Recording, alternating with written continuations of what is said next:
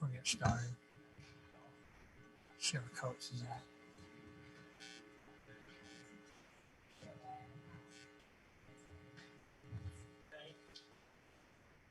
Good evening. Welcome to our workshop meeting tonight. I would entertain a motion to approve the agenda. I do need to excuse Councilman Ward tonight. He is at a wedding. Mayor, I make a motion we approve the agenda for October 14th, 2020 workshop meeting. 5 items, right? No. 5 items, yes. Thank you. I'll second.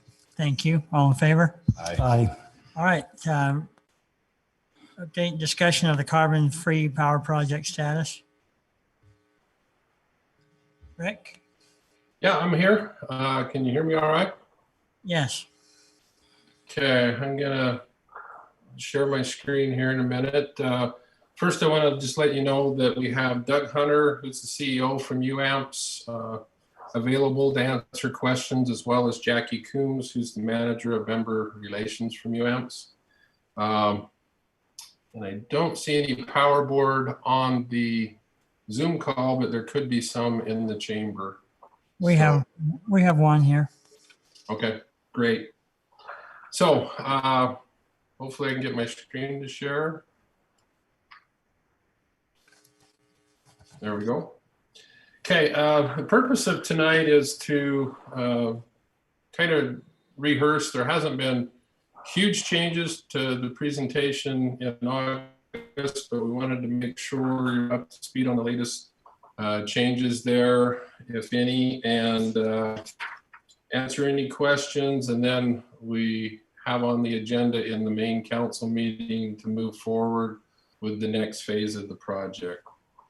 So feel free to ask any questions of myself or the UAMPS representatives as well, if that's a need there. Okay, just wanted to give you a little background. It's not a surprise, I don't think, to anyone that we've been experiencing significant growth. You can see on the table there, over the last 5 years, we've averaged over 6% growth per year. Building permits remain at historic levels.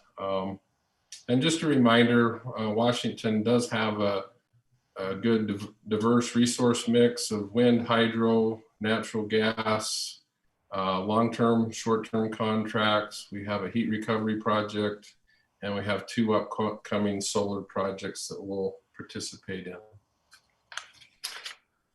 This is similar to the graph that I showed you back in August. The only real difference from that one is now we have August, September, and October peak numbers in there.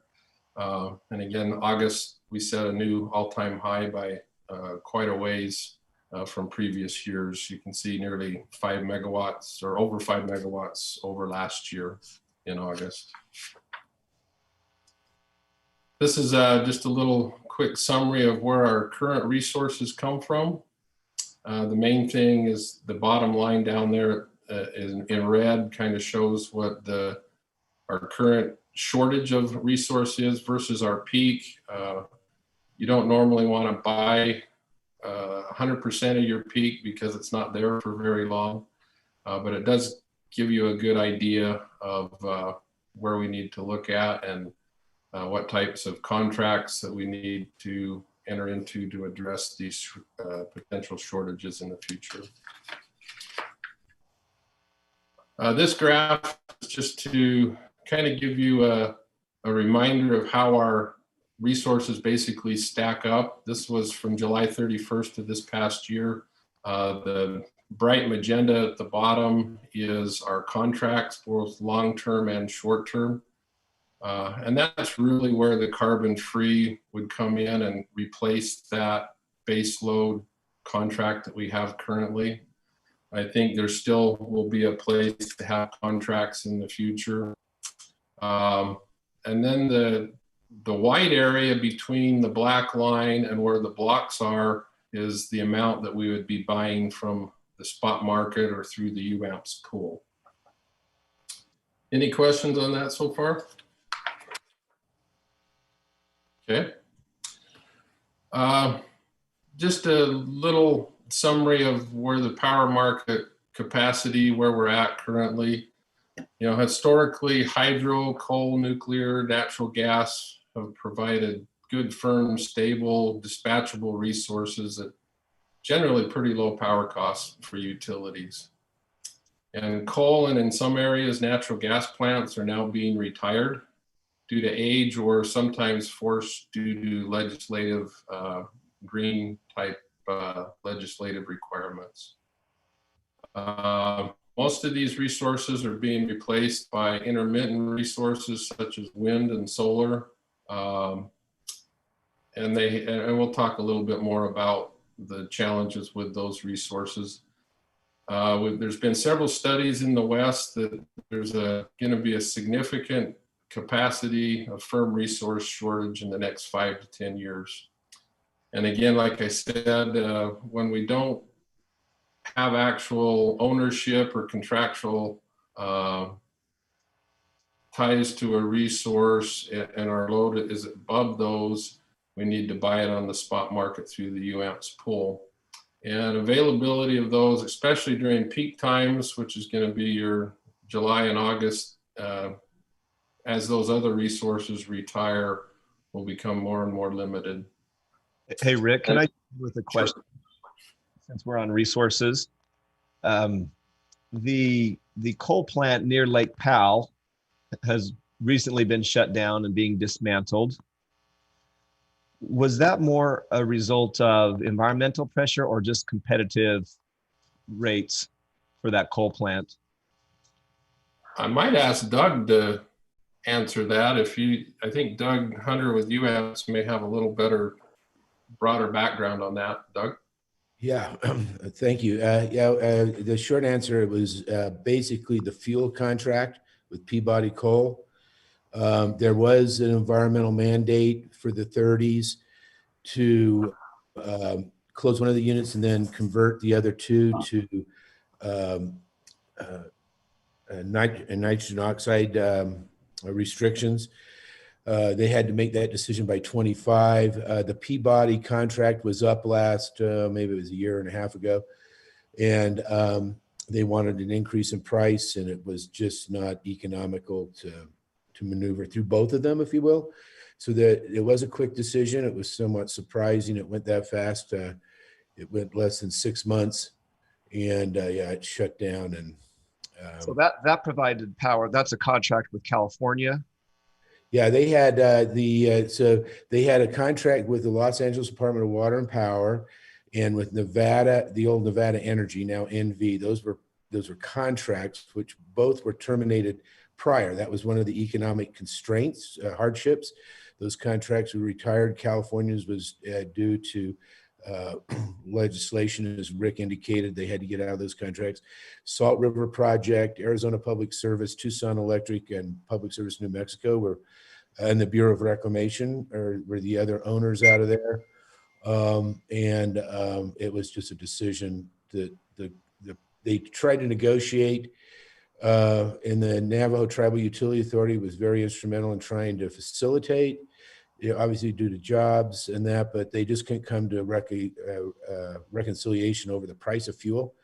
And that's very common with the coal plants that are shutting down now. It's their fuel contracts that are the burden.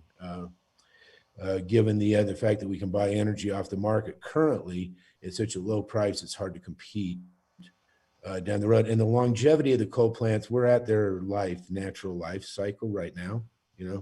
Most of these were built in the 60s, 70s.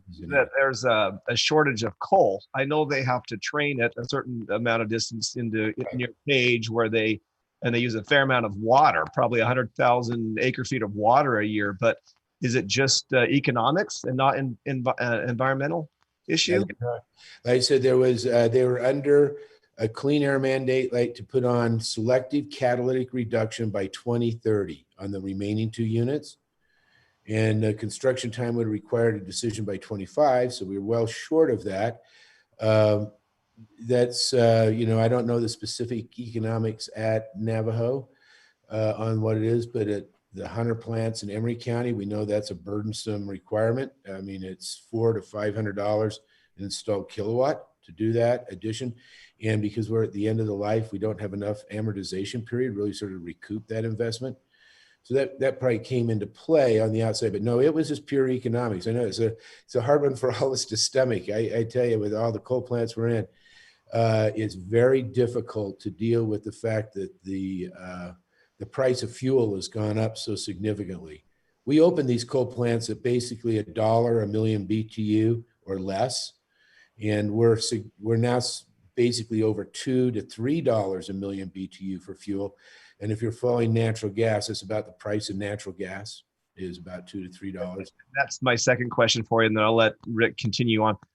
But what is the prospect going forward as far in terms of availability and quantity of natural gas? Because that seems to be the other main replacement right now as these coal plants are shut down.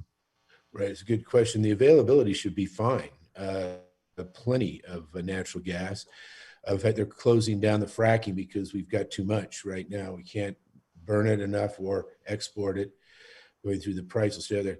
The main consideration will be the availability of gas-fired generators.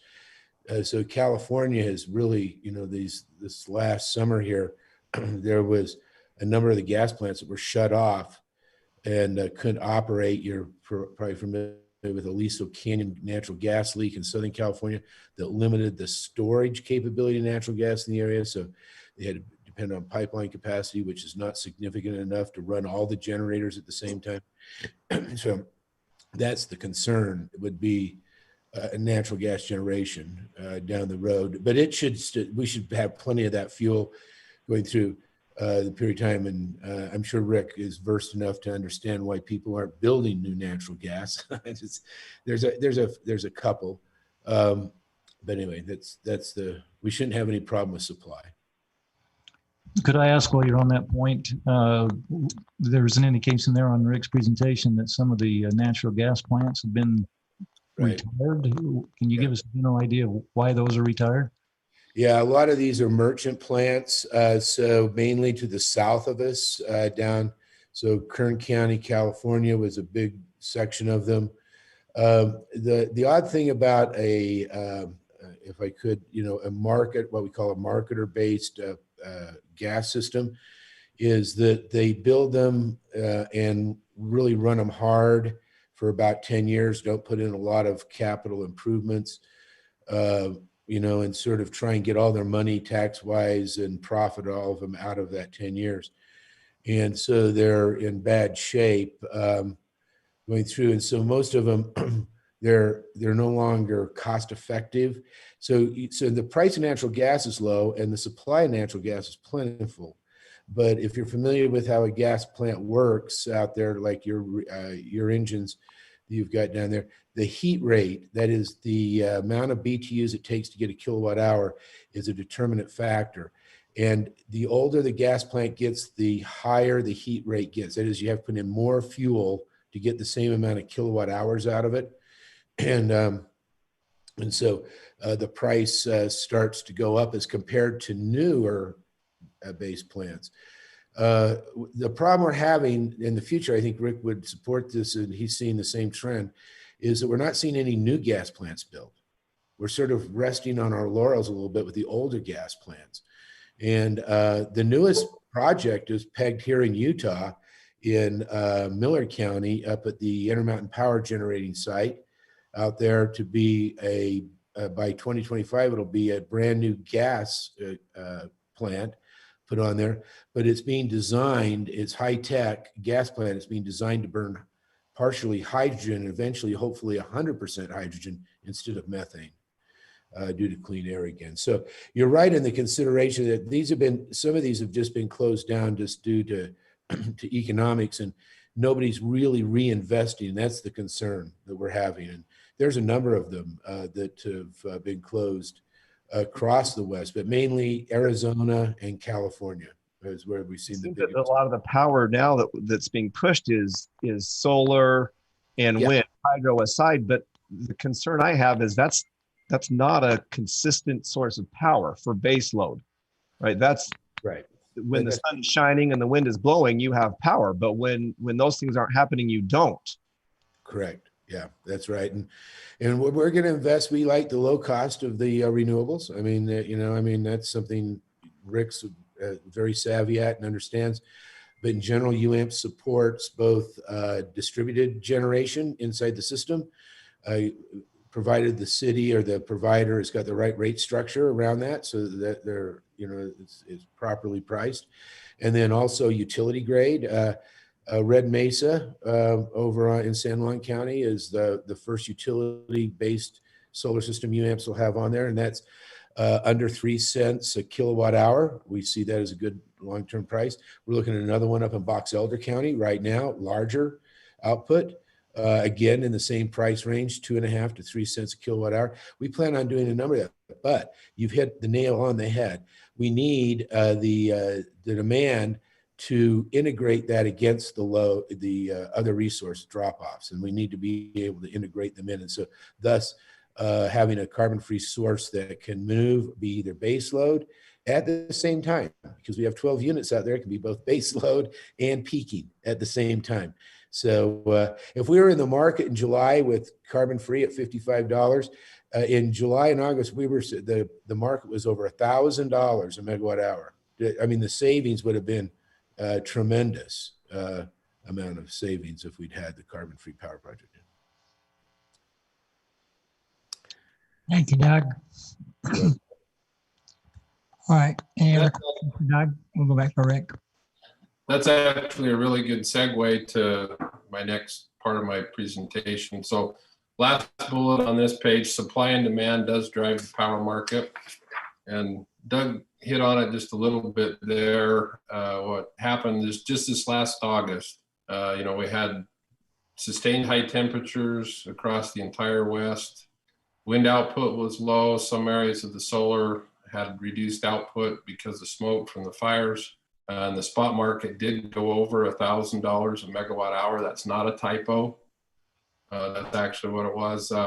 Washington's power bill for August was by far the highest single month bill that we've ever seen. The city's average pull price, and that's that gap between what we had to buy on the market, was just a little over $143 a megawatt hour. And so we purchased about 4,250 megawatt hours of about just over $600,000. If we would have had a $55 a megawatt resource, it would have cost $234 for a difference of about $375,000 in just 1 month. So it kind of gives you an idea of how being exposed to the market can be kind of risky or dangerous. And just a footnote, just so people understand what happens to wind and solar, and we can't schedule those. During the time of this peak, our output was 145 kilowatts out of a capacity that we have available of over 2,000. Basically, the wind wasn't blowing at the time of our peak. And so our wind resources really didn't help us a whole lot during our August peak. So that just tries to give you an idea of the magnitude of what the market can do to us. Hey, Rick, this is Councilman Ivy. As we've talked about this, the one area that I wanted to learn more about, and I did, I searched out and found the answer that I wanted, but considering where this would be on the global scale, like for around the world, and I found out that there's 100 nuclear power plants being built right now around the world. And interestingly, China and Russia leads that. And US, at one time, US had been the leader, but surrendered. And then nuclear in the United States is about 20% is generated by nuclear means. Could you just share what the outlook or the scope is from the national look at this and even maybe the world look? Again, I think this particular project, we're leading the way. When the project is successful, I could see these being built at a very high rate across the country and across a lot of other countries. Doug can probably shed a little bit more light on that, since he's worked with a lot of the other utilities in the West, and I know he's made presentations all across the country as well. Yeah, I'll be brief. Thank you. Yeah, you've hit on a good point. This is why the Department of Energy is supporting us so firmly for the $1.4 billion, is to bring the United States back into a leadership position. I can tell you this here is that currently in the United States at this point, everybody's watching our project going forward. If it continues to meet the success that it's meeting, and everybody's watching the rigor we're putting behind the planning and the development here, so that we don't have problems like the industry's had in the past. We're watching that. We've got 3 others that are looking at following us very quickly within a matter of years, right on to put in deployments of their own. They're currently NuScale has agreements across in Europe and in Asia to start to bring in the technology there as well. And yeah, Rick's right on the thing. I think it has a wave to it. You probably heard yesterday, the Department of Energy announced a new award for advanced reactors, which will, it's not a lot of money. I mean, it's going to sound like it's $240 million that was put aside out there in this. You know, NuScale has spent right now almost $800 million of their own money to get licensed to the stage they are right now, just to give you a perspective of why I think 240 isn't a lot of that. But basically 2 Bill Gates companies got it, $80 million each on the first round of a reward. But all they have to do is demonstrate these sodium reactors can be actually built within the next 7 years. So they're probably 20 years out from us, if you will, out there. So this is the wave, these light water reactors, pressurized light water reactors in the NuScale concept. And by deploying them at brownfield sites, people should be able to get prices closer to what we're going to have. The Department of Energy support is what's really driving the price down for us to 55, but that's right. They want to de-risk it for us and make sure it comes in. So I think it is a potential movement to go through the nation as well as North America and the rest of the world. We'll see a lot of that happening. Did that answer your question, Councilman? It did. Thank you. And so this slide that's up now kind of shows the different options that are out there. You know, like we discussed, coal's days I think are numbered with the pollution requirements on it. The natural gas has lower emissions, but is still a carbon resource. I don't see any large scale hydro probably being available, you know, just from the siting. We have traditional wind and solar. I think you'll see that continue on, as Doug mentioned. However, we have to realize that they do have low capacity factors, and you can't predict exactly what the output will be when you need it. They are adding storage to wind and solar, which improves that situation, but it still doesn't provide a 24/7, 365 kind of resource. Doug mentioned the IPP plant by Delta is working towards moving to a hydrogen fuel plant.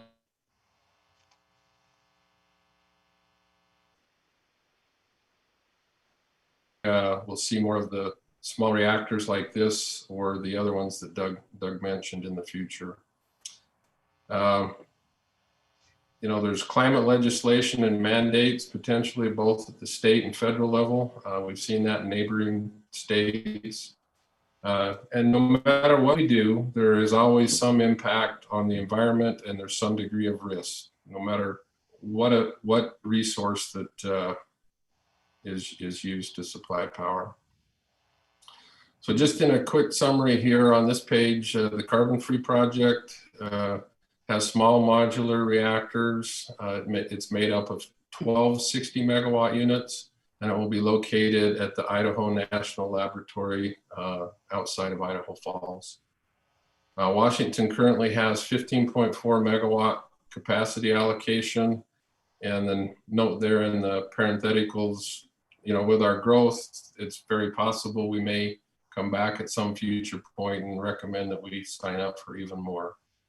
The target commercial online date is 2029 with the price target of $55 a megawatt hour in 2020 dollars.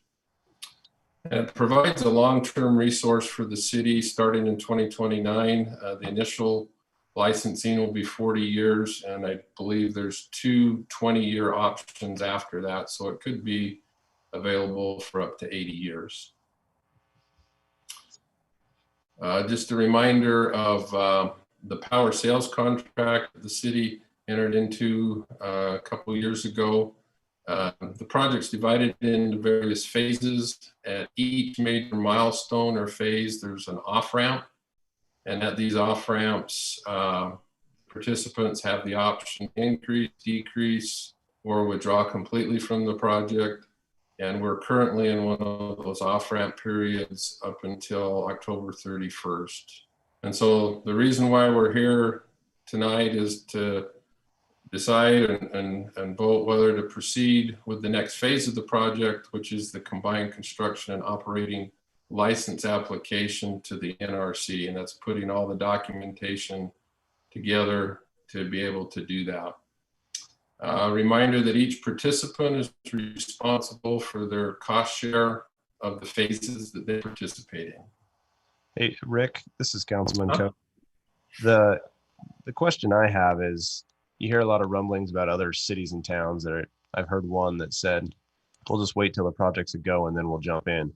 I'm wondering if UAMPS has looked at that. And I mean, I think my personal opinion is the people who are in first should be the 55 kilowatt, and anyone after should have to pay more, so that the people who are in first get the benefit of investing the money first. Has there been any discussion on that? Yes, there's definitely been discussion on that. It hasn't been decided at this point. The PMC definitely has had those discussions, and I don't know if you want to add any more to that, Doug, or I think that was something that we'll bite off once we get going into this next phase. Yeah, right. And specifically, so we've done a lot of work around it. You're entirely right. The first movers should get a benefit for the risks that they're taking, if you will, out there. We think we've mitigated most of the risks to a point where people will be coming in, and we will see additional new participants. But the discussion right now and the way the economics look is that for the first half of the project, the first 360 megawatts, that's been sort of the discussion. Though there may be just, I've got sort of a soft place in my heart for all you guys that are sticking in here. I think there should maybe be 3 tiers, one for the core group and one for the next group, and then the others. And the one thing we've been doing is that, so we'll be eligible for the advanced nuclear production tax credit. And this is $18 a megawatt hour credit once we become commercial. There's a cap on how much you can take on that. So it over the life of the thing, it's good for 8.5 years. Those tax credits, obviously we don't pay taxes. We have to sell those, but there is a ready market to sell those credits to. We've already been talking to entities on that, and so we've been able to price them in the model. And so what we're looking at is providing the benefit that those tax credits represent, either on a real-time basis for 8 years or on a long-term capitalized basis for 40 years to you, the first movers, and not the second group coming in. So there should be a significant discount associated with that. And if I could just say, right now we're hovering right around $50 a megawatt hour in 2020 dollars. So we're significantly below the threshold of 55. And so if we capitalize the production tax credits, let's say over a 40 years, that is sold them to somebody and use that to either reduce debt or not incur debt, that's worth a little, about $4.90 a megawatt hour. So it's a definite benefit to give to the first movers that come in. So, but we'll make that, yeah. So the tax credits you mentioned, that is the $55 is not influenced by that. Yeah, it is right now. That's how the 55. So what would happen is, like you just said, the people coming in later would have something greater than the 55 because we gave it to the first people that came across. Yeah. So, Okay. Oh, go ahead. Sorry. Ivy, I just have one more question. You mentioned that the off-ramp date is October 31st. That's Halloween. Is that a coincidence, or is there something for us to be scared about here? What? Just the end of the month. That's the end of the month, right? No. And this particular slide just shows you the different off-ramps that will be available. On the lower left, you can see the October 31st. That's where we're at now. A new off-ramp was added in the last couple months between August and now. One of January 2022 with the class 3 estimate. And then there'll be another one in April 2023 when the last estimate becomes available. And then there's a final one prior to the notice to decide to construct. And so the next phase to develop, they call it the COLA, the Combined Construction and Operating License application.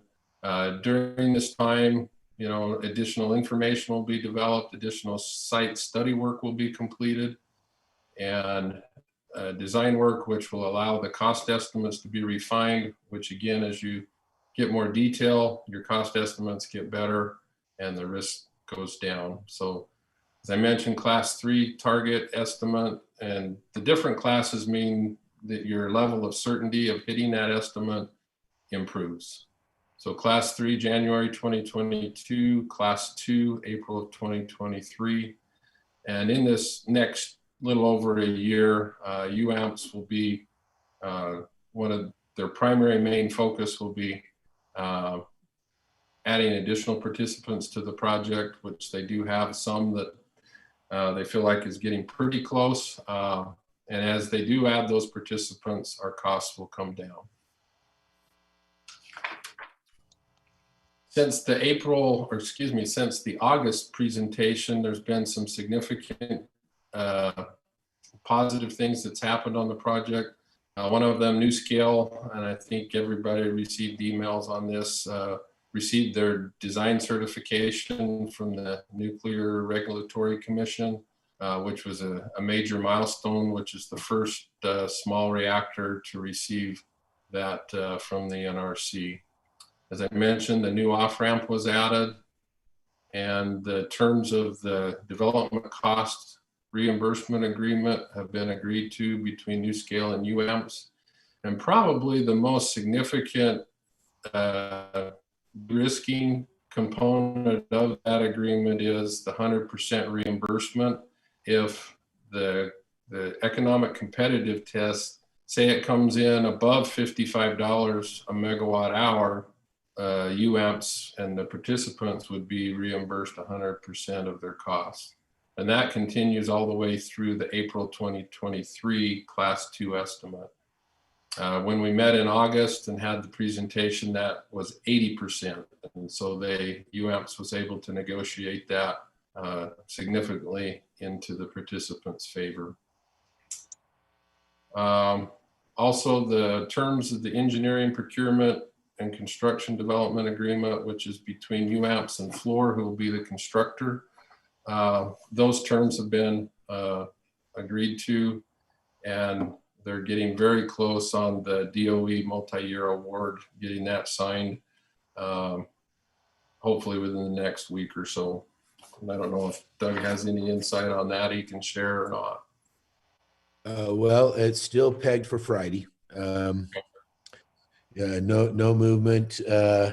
part of it, I can give you a little for Rick. It's probably more meaningful. I'll just say one of the delays we found was this other award they've been working on so hot and heavy to get out that they wanted to announce yesterday that it was sort of taking some bandwidth, and that's what sort of slowed us down just a little bit in terms of the decision. But yeah, it's still slated for Friday. Yeah. Okay, so hopefully then that'll be on the 16th in 2 days that we'll get that award. And so this is just a kind of reminder. There are 4 major contracts that make up the project. The PAL Shales contracts with each of the participants, the DOE award, the multi-year award, which is $1.4 billion, which is just under 25% of the project.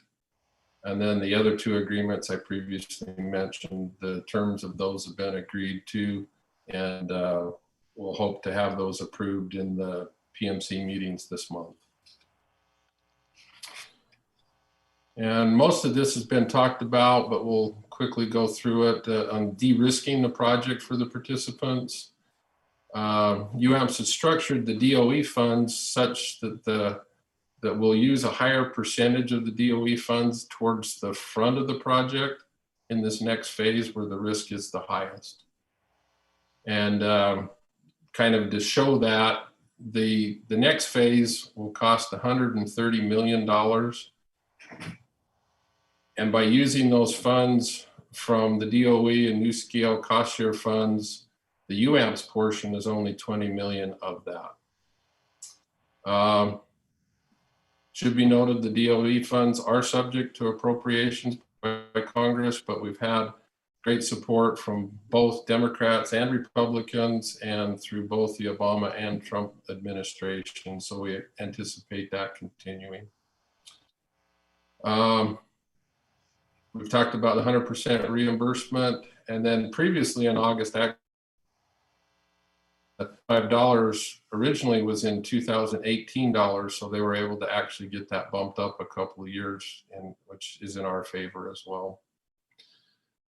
And the project management committee, which I'm on, will review the budget and status of the project on a monthly basis. So. And the final bullet point, there's no payment by the utilities until commercial operation unless either the participant or UAMPS cancels the project, or if we withdraw for convenience on our part. So the next steps, again, is the COLA. The UAMPS portion is the 20 million. And then that on the second bullet point there has been divided into 2 pieces. The next phase is where we're at is the class 3 estimate through January 2022. The UAMPS costs are 13.2 million. And then the balance of the 20 million would get us from there to April 2023. So what does it mean for Washington? Based on the current expected project participation levels, the city's cost share through this next phase is 11.3% or $1.5 million to get us to the class 3 estimate. And again, we don't have to pay that money unless we withdraw. And then we also recommend that the resolution, and it's in the wording of the resolution that's in your packet, that includes a buffer to allow for changes to the overall UAMPS participation levels with a upper limit of 1.725 million. That allows us, if it changes, that we don't have to come back to you every single time that somebody changes or increases or decreases.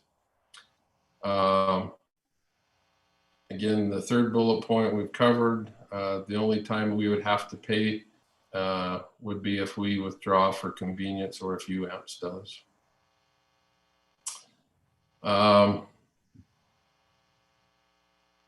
Again, our participation percentage changes based on what the other participants do. So that's where it's been a little bit of a challenge to pin that number down. And that's why we've kind of presented here a range between the 1.5 and the 1.7. And that we will have the 2 off ramps where the city can decide if they want to continue. And the last bullet point, I think, is the main one. you know, if the project's still meeting the $55 a megawatt hour, I don't see really any reason why the city wouldn't continue to participate in it. And then on the flip side, if that $55 isn't met, we would receive 100% reimbursement. Any questions on that? That's probably the meat and potatoes slide of the whole presentation. Rick, I do have one question. The 20 million of the 130 million they mentioned, how does, just for perspective, what is UAMP's annual budget compared to the 20 million? Just, Oh, Doug will have to answer that one. just round. Just We're about 180 million a year in revenue requirement. okay. Yeah, and this is so. But let me be more precise. So that I think to the nature of your question, I don't want to predispose it. But so UAMPS is separate, siloed entities, if you will. We're sort of like a holding company in that way.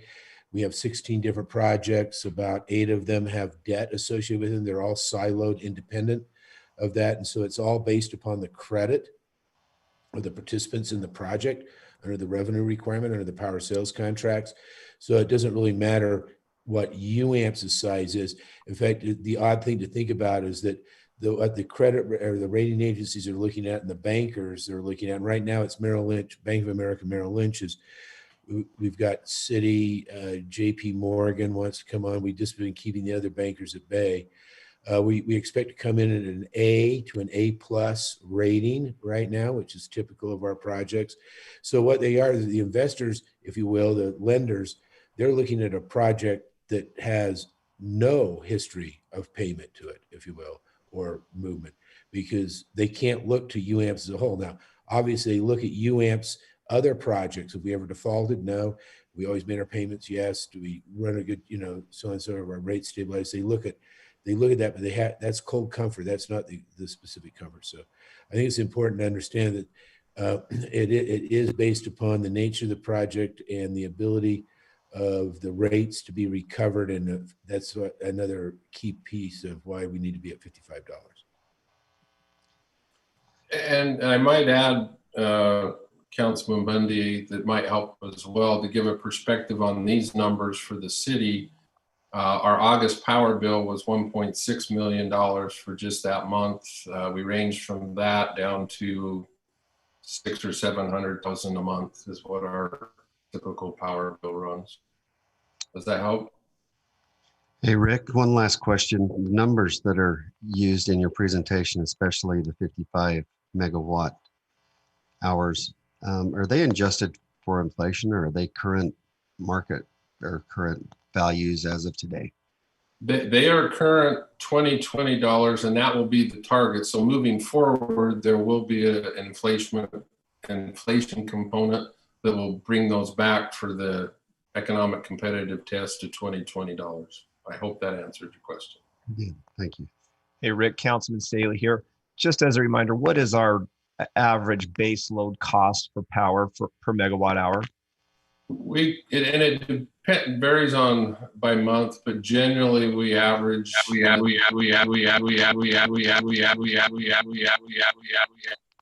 Sorry about that.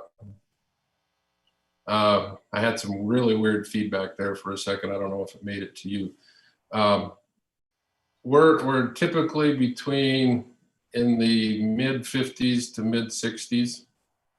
So again, this fits very well where our current resource overall mix sets.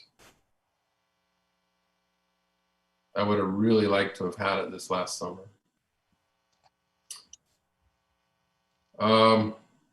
So our next steps, we continue to evaluate all the different resources that are out there. UAMPS continually looks for them. And that's, like I say, we have 2 solar projects coming up we'll participate in. To me, I think it's more risky not to do anything and sit by and not do respond or be proactive. I want to note that the Power Board, we met on the 6th last Tuesday, and they unanimously recommended the council proceed to this next phase. I'm not sure which of the Power Board members is there. If they would like to speak, they certainly can. Chairman is here. Who is that, Mayor? Mike's here, the chairman. Our chairman Okay. is here. Did you want to say anything, Mike?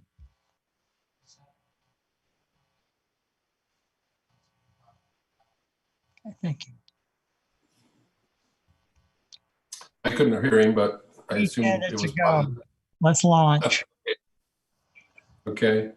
And so our recommendation in the agenda on the next on your meeting this evening would be to move forward with the resolution to participate in this next phase, and then those agreements would be formalized at the UAMPS level at the PMC meeting with the various parties, and then we'd kick off the next phase on November 1st.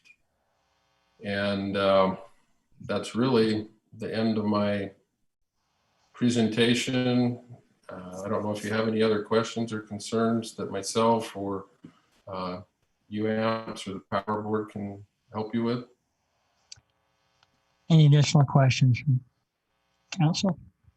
Rick, thank you very much. Doug and Jackie, thank you very much for your time and efforts. You're welcome, Mayor. Thank you for your time. Okay, we'll move on to item 2. Discussion of a Washington City Chamber of Commerce. Ed Tracy. I apologize, gentlemen. I don't have a PowerPoint. Sorry to disappoint. And I don't know how I'm going to top that last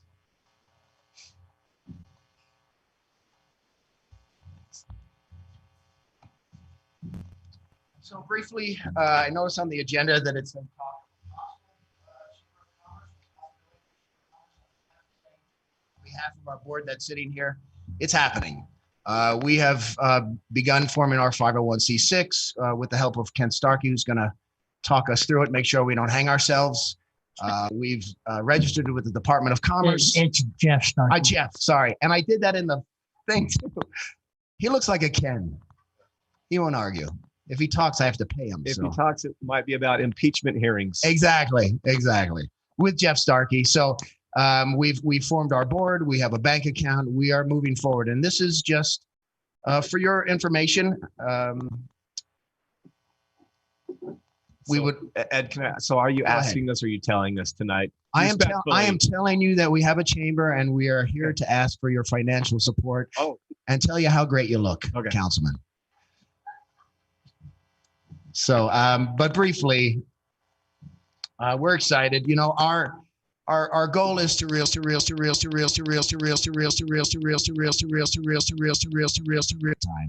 At one point or another, and we feel that it's time for Washington to have its own voice of business. And for those of you who know me, I've been involved with different organizations and events in St. George and in Washington, Street Fest, among others, the county fair.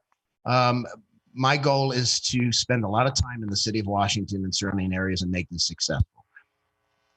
Our mission statement is on there, but our mission, which we choose to accept if you follow along, is to strengthen and building economic development, bringing new business into Washington City, helping with a vibrant downtown.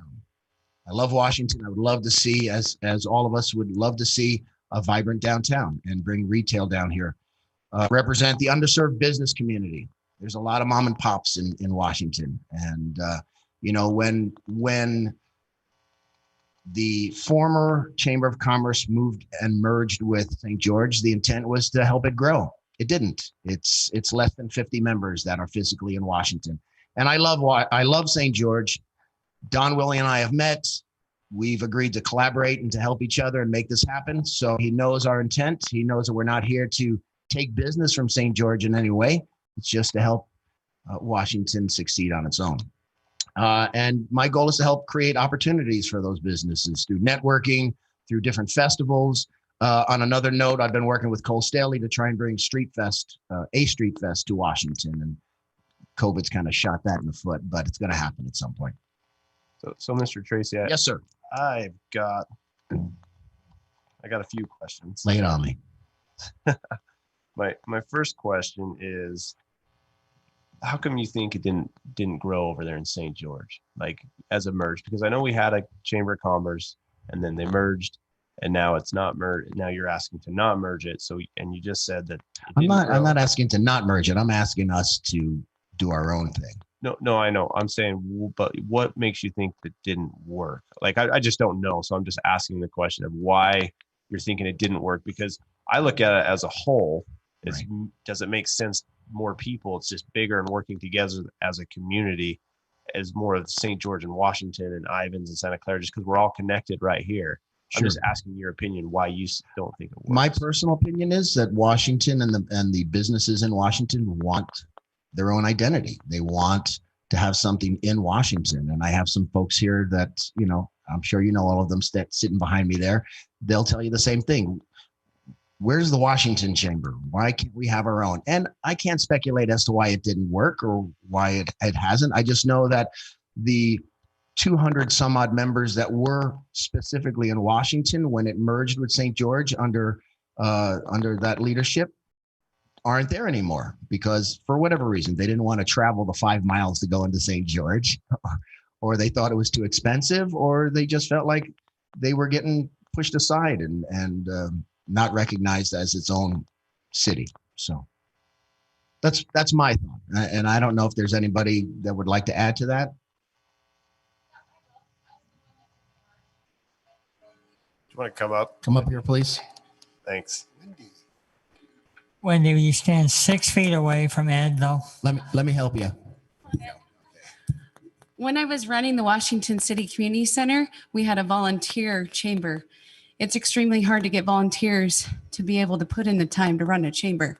So my first thought was, I need to merge. I can't run this by myself when I have chamber board members falling at the wayside all the time. It was really hard. I mean, we burned out a lot of our volunteers, even though businesses were great. And so when I first met with the St. George Area Chamber, we thought, okay, if we can just utilize our resources, they have a working board, a paying board, and it runs much smoother that way. What I found out when we merged, a lot of our Washington City businesses couldn't afford some of the fees. They start at $450 for a membership of 5 to 10. And they're smaller, they're small businesses. They have maybe 1 or 2 employees. And what I started to see, at first they got excited and they came for the first few months, and then they just started to fizzle out. And a lot of what he said is true, but the whole intent of why we merged originally was it was just so hard. So Washington City staff all the time, we were trying to run the chamber. We'd lose a volunteer, run the chamber. So that was like what I did back then.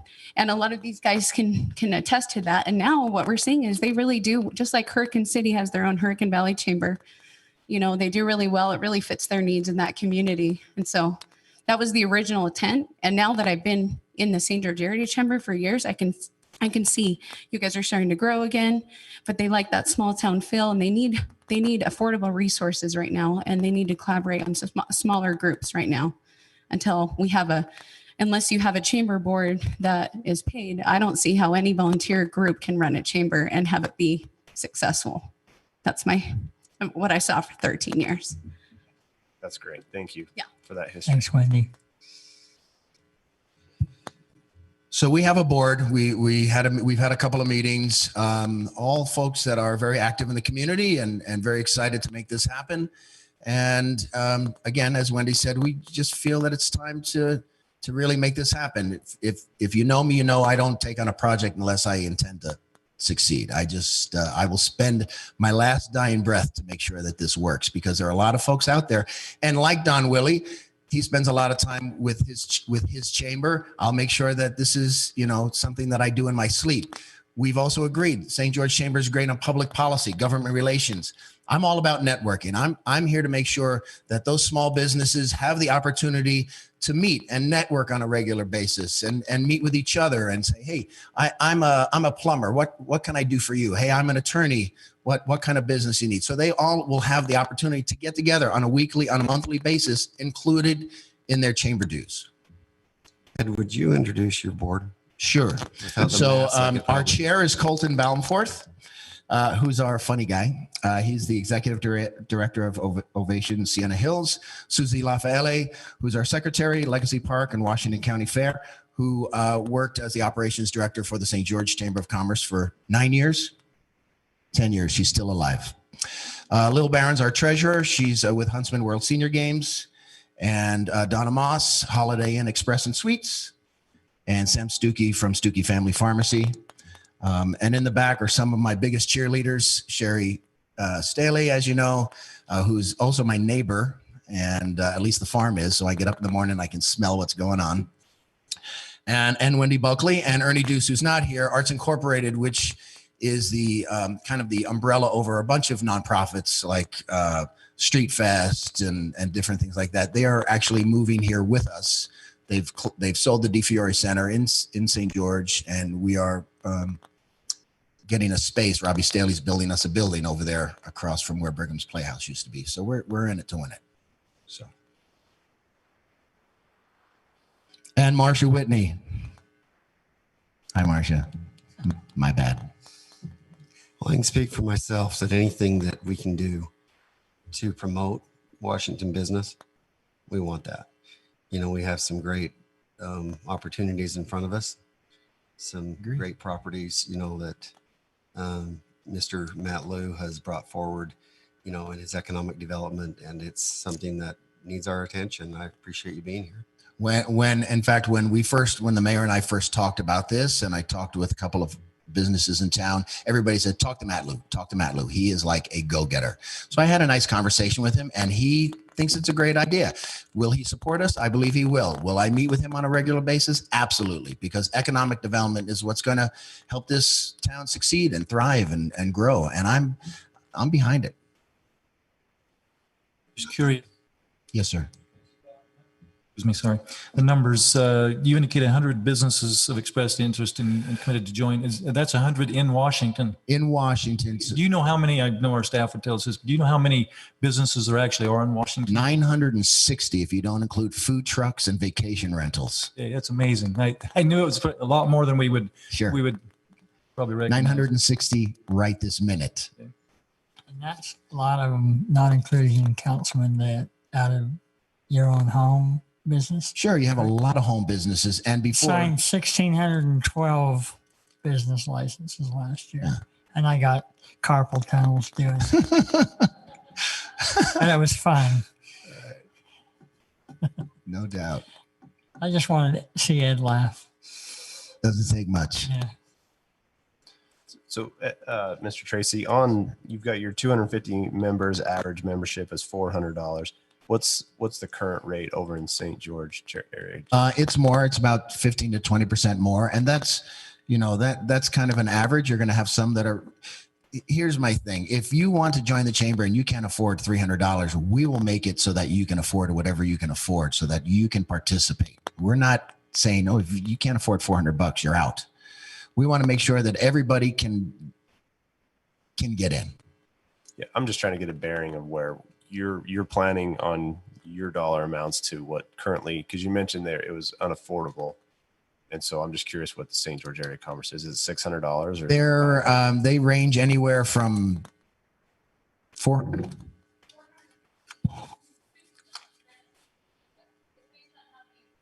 right. Oh, okay. It's based on it's the not number like of a employees. flat fee. No, it's not a flat fee. Okay, so I didn't know that.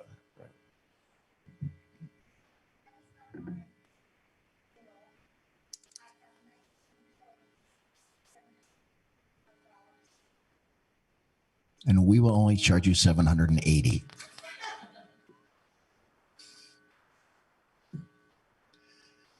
I know one of the $64,000 questions is you'd like to secure, if you could, or receive some help from the city financially. We would. We're asking for $30,000 to help kick us off. Do we need it?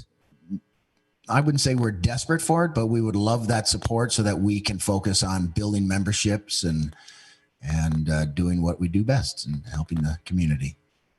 All right, Denise, did you want to address that? Does she have the checkbook?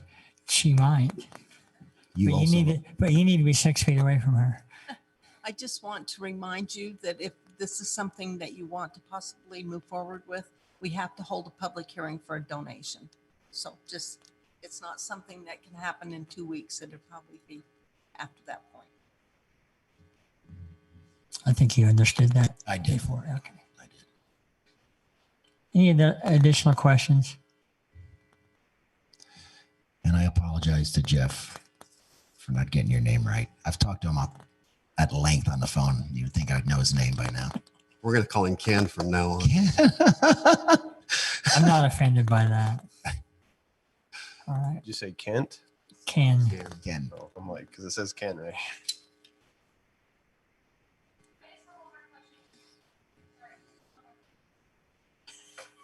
You are. Also, just to throw out there, I used to do economic development before I left, and I had 50,000 a year set aside for Buxton.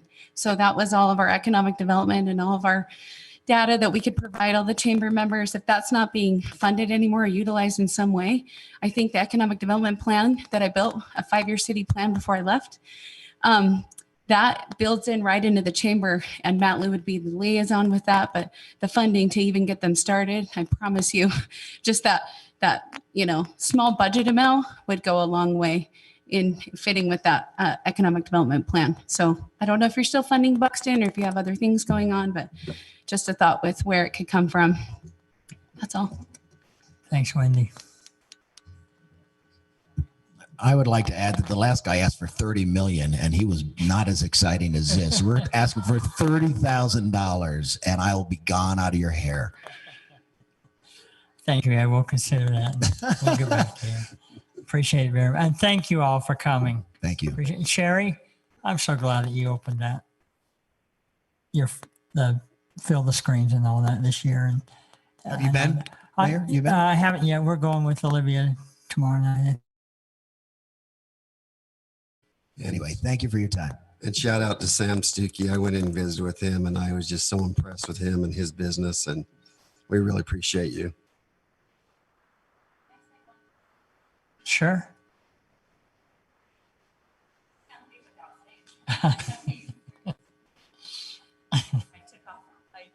I came home like I usually look. Anyway, so I just want to say one thing, and I was part of the board when we merged also, and I wasn't for it, but I knew it had to happen. And I was also on the board with Marcia for the St. George Chamber for a few years. And what I saw there was it's intimidating to small businesses. It's intimidating to go there. My business is unique, so it was always weird when I go because they'd be like, "You do what, huh?" But I feel like this small town feeling that I want to believe that we're always going to hold on to, whether we grow so big, that those values, that's what's important. And our businesses need to feel that, and we need to collaborate and bring everybody to the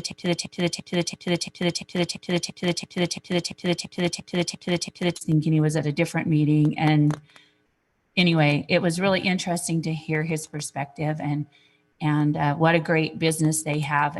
And so maybe some of those big players that are out there, they're awesome too, and we love them. But I think our community needs to embrace all the businesses and help support them. And I shared this with someone earlier today, like nothing makes me angrier than to call Home Depot and they say Home Depot St. George. It makes me crazy. So you know they hear from me. I'm like, we can be the redheaded stepchild all we want to with St. George, but we need to be our own person and our own identity. And I feel like growing up here, we've always kind of taken the lead, and now we've stepped back, and I think we need to take the lead again and show who we are and what we've got over here, because we've got a lot. So thank you. Thank you, Sherry. Anybody else? Thank you all very, very much. We appreciate it. Have a great rest of your evening. Okay, item 4, discussion of annual performance compensation. I've asked Ruth if she would come up and talk to you about that.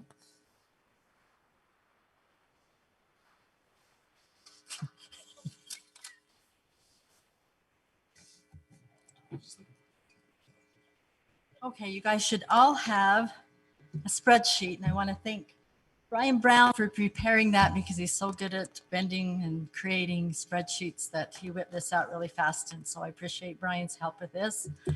What the spreadsheet will show, what we wanted to talk about, we've got to have some clarification, guidance, direction from you guys. soon. Our employees have participated in their annual performance reviews. We've put together what the total cost would be for these increases to be applied. We just need your guidance, recommendations on if it's supportive to move forward with or not. So on that first column where it says the total city compensation, the half year, since we only apply our increases January through the remaining year of the fiscal year, is $194,562. That's for the half year. We've below that broken it out by the general fund. The impact on general fund is 128,245, and the enterprise impact is 66,317. The column all the way over to your right is the full year cost. So the following year, the total annual increase cost would be 389,124. And if you wanted to go, and then the general fund is the 256,489, and enterprise fund 132,634. What I didn't put on here, and I wanted to put on, was that when you're looking at the individual the increased impact averages out about a 3% increase per employee. Is that kind of typical, Ruth? 3% or? That's the average increase. So you've got some that maybe don't meet that expectation or a little bit below that, some that are a little bit above that. But when you average it out, the average across the city is about 3%. That we set that based upon our matrix, which the matrix was approved to each year be tentatively looked at. And we take a couple of national average increases and Utah averages to get our matrix established. We put ours right, not at the top, not at the bottom. We're just kind of towards the midpoint of that too. So 3% with some of the cities around, that's pretty average. You know, happen to know what the cost of living index is right now? I don't know that. I don't know if that's. I think it's 1.5. Unfair question. Yeah, I think it's about 1.5 is what I said. So we just Any like questions for your Ruth? guidelines, you know, what we just need to know, because Brian and I would need to put this in the budget because it was pulled out of the budget. So we need to get that put back in the budget, give you a hard actual number, which these are within pennies of that. But we just need to move on that so that we're ready to prepare for the paperwork that we'd have to also put together for each individual. Mayor, if I could. Right. Go ahead. Go ahead, Councilman. Well, I just have a general question. I'm kind of new here. So, so you show the total city compensation. So is that comprised of the general fund and the enterprise fund totals, or not? I'm not following there exactly. You know what I'm saying? You have a total compensation, then you have general fund. Are those, this is So all? that's just breaking it out so that you can see what the impact, because we have employees that are paid out of general fund Right. and enterprise funds. Okay. So to have their compensation, their 3% broken out, it could be partially general fund, partially enterprise fund. So these are the Okay. totals broken down. So if you take that 194,562, the two other numbers below that equal that same amount. We've just separated so you can see how our employees are compensated by fund. Okay. This see is that the now. Yeah. impact it will have on those funds. So total approximately it'd be like 778,000, something like that. No. No? The total for the remainder of the half year is the 194. Okay. The total next year that you'd pick up is the 389.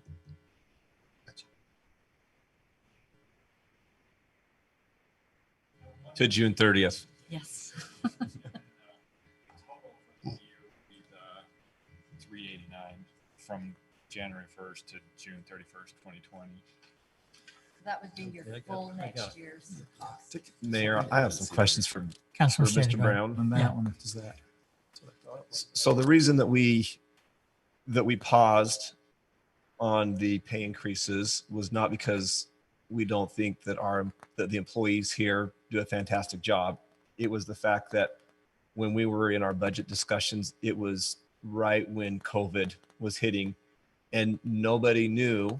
None of us had any idea how our revenue would be affected. So my question for you is if you could speak to two things. One, how has revenue reacted since that time we were working on the budget? And two, where are we with fund balance right now? keeping in mind too that these are ongoing expenses. These aren't one time and they don't decrease. They hit this point and then probably again we'll come forward. But if you could just address those two questions. So the first one, I remember the fund balance. The first one. So the first one is how our we were worried that revenue would drop, and we didn't know how to project, right? But I'm hearing that maybe revenue has come in stronger than we thought. Revenue is actually stronger than we thought it was going to be. It actually ended like, I think 7% above last year's. Can you put 7% into just maybe a dollar figure? $1 million, and the last year was 5.2, so about $600,000 more than last year. Over, and so are we? And then so we're into this budget year. Are we thinking that trend will continue to outperform what we estimated? So far it has. We're still seeing the trend still is every budget, every sales tax figure since has been above what it was prior year. And July, August, and September. We also, as I recall, Councilman, help me if I don't remember, but it seems like we also held off on the hiring of a few positions, and I want to say 2 of those in particular were police officers. If we move forward with these pay increases, in your opinion, would we still have the revenue to potentially bring on additional law enforcement as was requested? That would need to look at for sure. Okay. Oh, I would need to look at that for sure. Okay. And then how are we doing on fund balance? So fund balance, I looked at it, and these are rough estimates. The state allows us to have 25% fund balance. When I looked at it, it's about 29.5%. And so that equals to roughly about $1 million over. So we'd be $1 million. That's what the amount is. So it would take roughly is $1 million over 25%. So Great answers. Thank you. Really, really helpful to know that 7%. Really helpful to know the 4.5 above on fund balance. This is very helpful, and the spreadsheet's fantastic.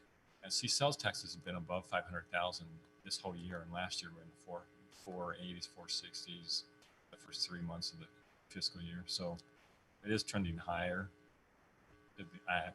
I need to really get and look at the numbers, what the NAICS codes are, the certain codes of what is trending higher, so that we can really analyze that, because to me that's important to know. Do you think that upward trend is sustainable, or do you think it might level off at some point? Because is there some science behind maybe the bump, or? I would say it could be due to ordering, and that's why I wanted to really look at the industry. It could be to orders because it's based off your delivery. So if you have more people that were during COVID that were actually ordering online and delivering to the home, then to me, then the sales taxes come to Washington City, not if you're going to another store. But that's what I really want to get in and look at. You're talking like online sales. Yeah, online sales. I know Amazon's up. So, but I really want to get in there and look at those numbers to see what caused that. So who would have ever thought back in April that we'd be talking about everything's up and sales tax is up? I never would. Yeah. In fact, I've been on some presentations and they said they were shocked. There's some cities that aren't doing so well, but there's others that, and the same thing I've heard, our sales tax are higher. But people shifted their trends.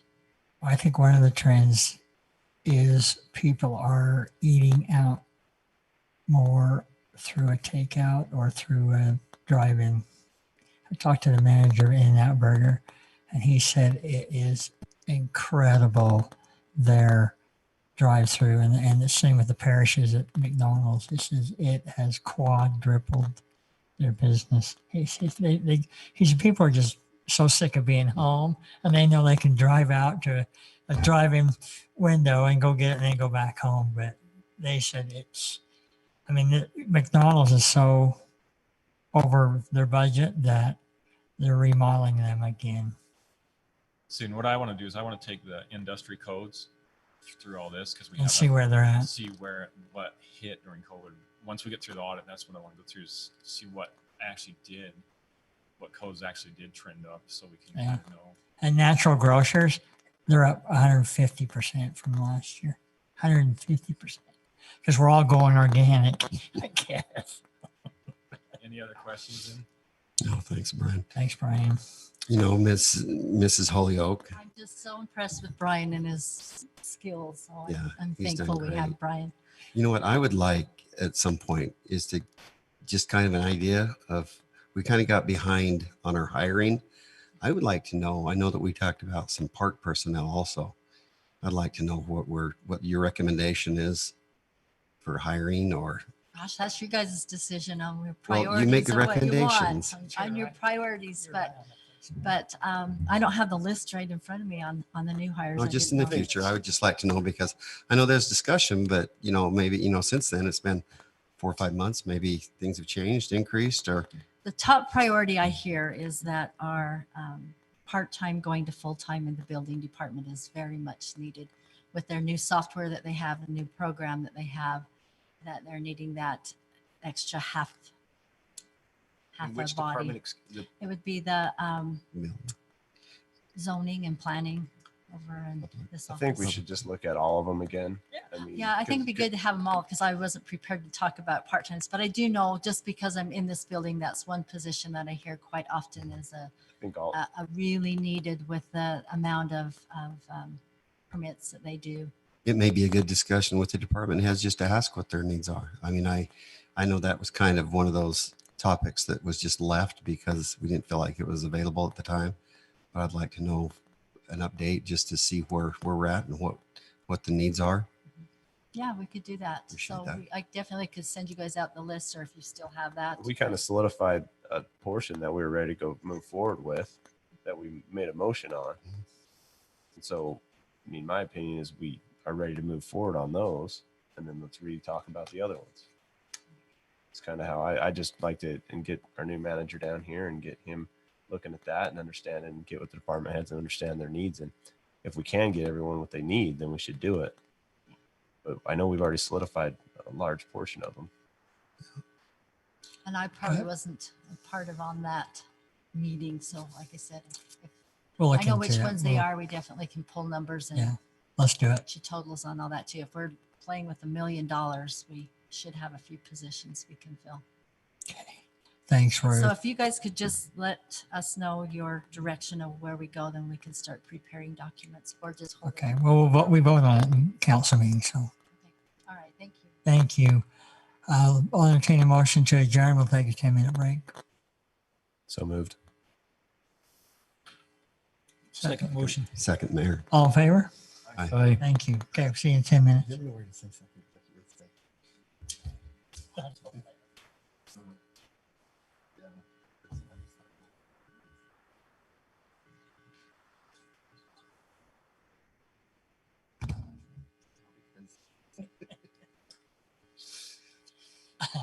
Yeah, I thought that was the right time. Is that the right time? Yeah.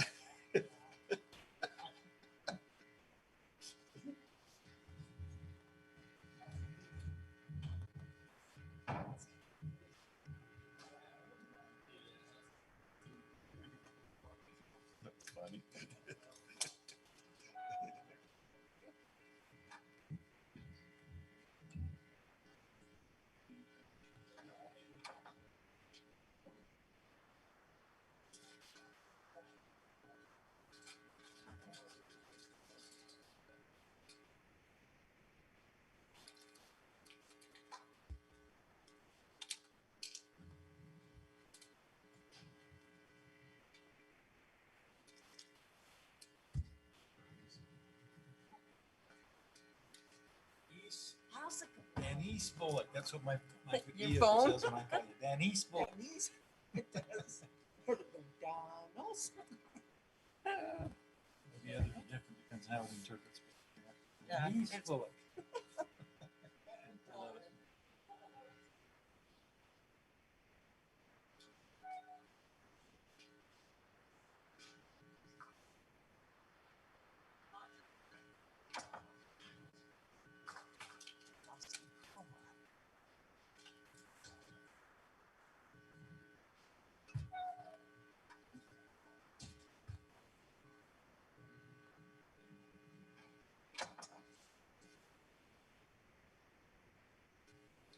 You guys do much construction?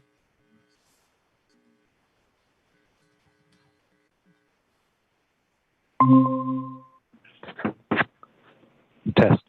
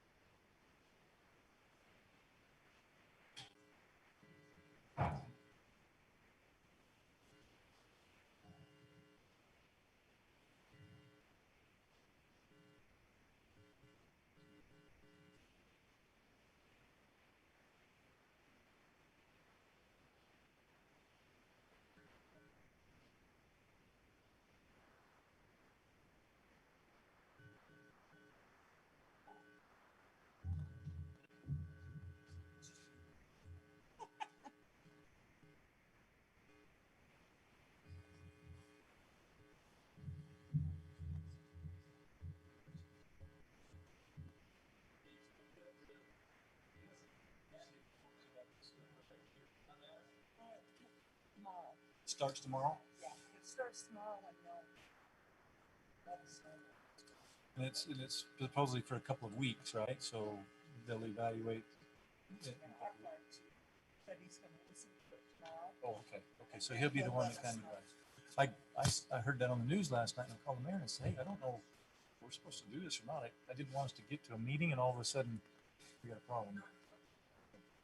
That's what he came back with. He said tomorrow.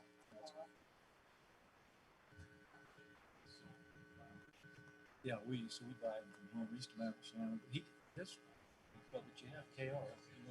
Brandon. You don't do it. Office orders at all. We used to go to some really old guy. Oh, but we actually ship all our stuff. Oh, really? Now there's KR. They have a storage unit down there. Rankin. Oh yeah, I bet. Brandon. And he said he just told me yesterday they actually have somebody in the work and makes them. They used to have to bring them to California. So they're more expensive than buying what I buy. I know this guy and I used to work with him, so I keep on buying it. I buy everything else from him. But it's the steaks, I'm gonna buy from him because he's on the verge of retirement anyway. So. Yeah, it wouldn't be bad. I know a fellow, my son has a ton of business. State started a state business, concrete states and wood states. And he branched out and he got into steel pins, forms, everything like concrete and survey stakes, and he's a wealthy man. Building materials. Yeah, you just built all that, supplied all that kind of material. So yeah, you can expand if you. I've always thought it'd be kind of interesting, but there's not a lot of money just in stakes. But if you expand and get a little bit, broader market. Yeah. Yeah. Yeah. It's nice for a one-stop shop. You don't have to. At some point, I'll probably buy from Rand just because he's right there. Or I retire. Hey, I can do that. Hey, he wants to take a picture.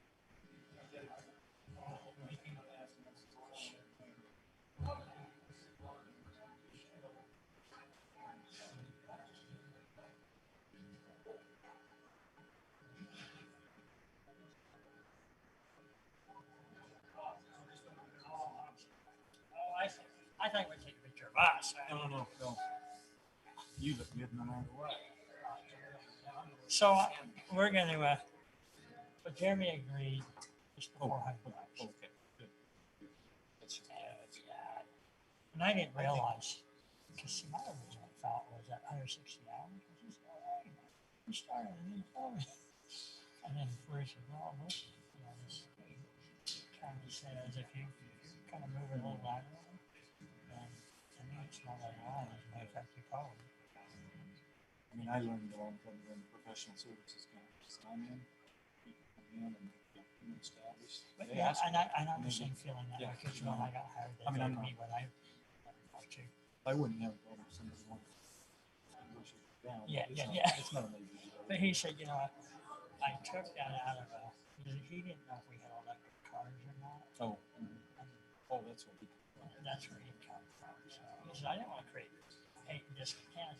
No.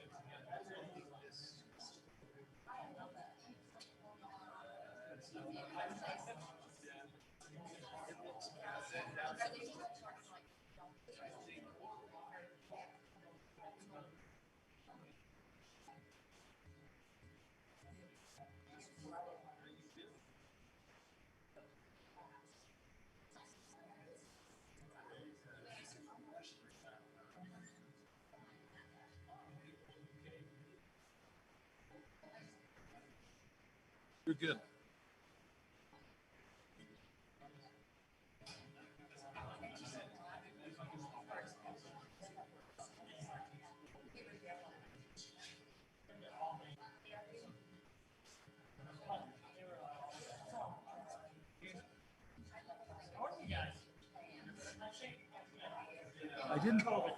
I didn't see any guys last night. I saw all girls from the There's a couple. was there a couple there? Well, the mayor that was hanging out there, he's the Oh, mayor. okay. And I think they're going to check that. Find that. Oh, that's what I was wondering. That's Sure, good- a lot that's of good girls. odds. Yeah, they should really enjoy that.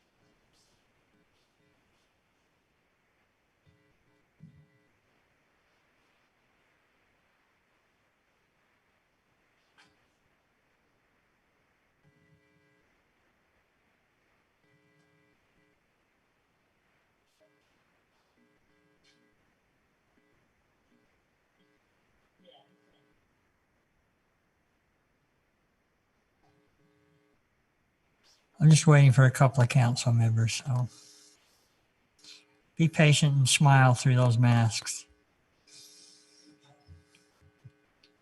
Mayor, do you see our awesome youth council here? Yeah.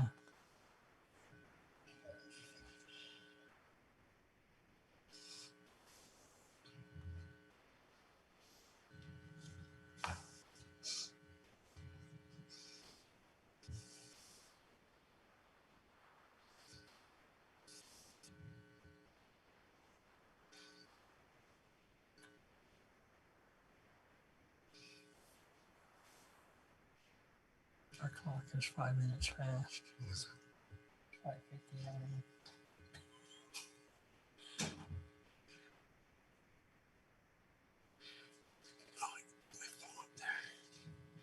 Yeah, 1 minute.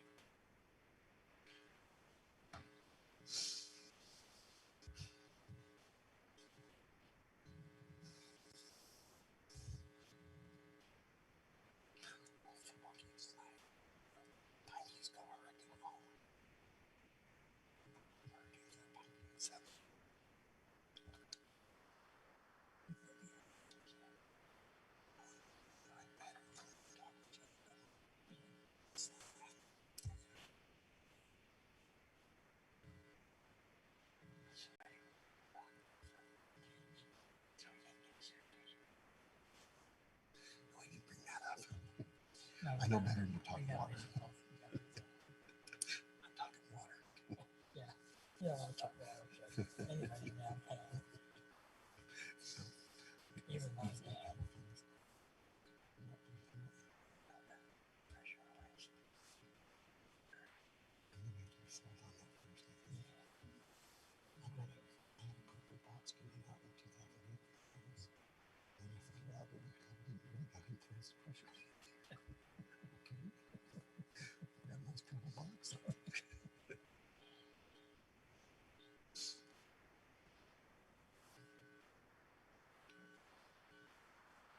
Where is he? I just, yeah, we're ready.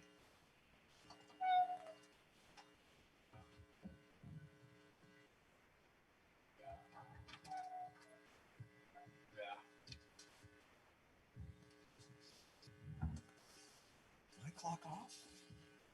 No, that clock's off. Oh, it's okay. All right, welcome to our city council meeting tonight. Also, to let you all know, this is an electronic meeting, so those of you that would like to tune in via virtual, we are on washingtoncity.org/meetings. It is October 14th, 2020.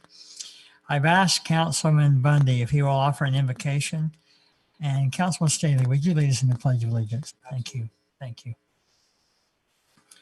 Our Father in heaven, we express our gratitude this evening for the opportunity we have to be here in the surroundings that we find ourselves in, this beautiful community. We're grateful for those who have gone before us and have established Washington City as a community that we all love. We are grateful for the leaders of the community and all that they do, and our staff and all the citizens of the community that make up our city. We are grateful for the opportunity this evening to be here and to consider those things that we have before us. And we pray that we would have an open mind to those things that will be discussed, and that we will do so in a dignified manner, and that the decisions that are best for the community will be made. We again are grateful for this land in which we live and the many bounties that we enjoy and the freedoms that we enjoy, and pray that we might always realize those freedoms as we progress forward. And we say this in the name of Jesus Christ. Amen. As Americans, let us stand together and pledge allegiance to the flag. I pledge allegiance to the flag of the United States of America and to the republic for which it stands, one nation, under God, indivisible, with liberty and justice for all. Thank you, Councilman Bundy and Councilman Staley. I appreciate that. Okay, item 1, approval of the agenda. We do need to delete item 8B, request from the applicant. They weren't quite ready to make the presentation. So they've asked to have that withdrawn and for 2 weeks, and then we will have the public hearing on that general plan amendment. So with that, I would entertain a motion to approve the agenda. Mayor, I will motion that we approve the agenda as outlined with striking item 8B. Thank you. Second. I have a motion and a second. All in favor? Aye. Thank you. Announcements. I just like to announce one thing. Last night we had a great occasion in Washington City, actually quite historical. We redid our main street. We did a ribbon cutting, and we hopped on our bicycles and went up to the boilers, and Councilman Staley hopped in there and enjoyed the refreshing. And Councilman Ward as well. Oh, that's right. Councilman Ward jumped in, and our youth city council. Did all of you go in there? Carmen, did you go in? Yeah. But we did a ribbon cutting on our newly renovated conservation park at the boilers. It's beautiful, and really it's quite historic, and we appreciate this council and past councils that have helped move that forward, and we anticipate a lot of visitors to that park using Main Street. So thank you. Any announcements from the council? Yes, Mayor, I'll talk a little bit about Veterans Day, November 11th.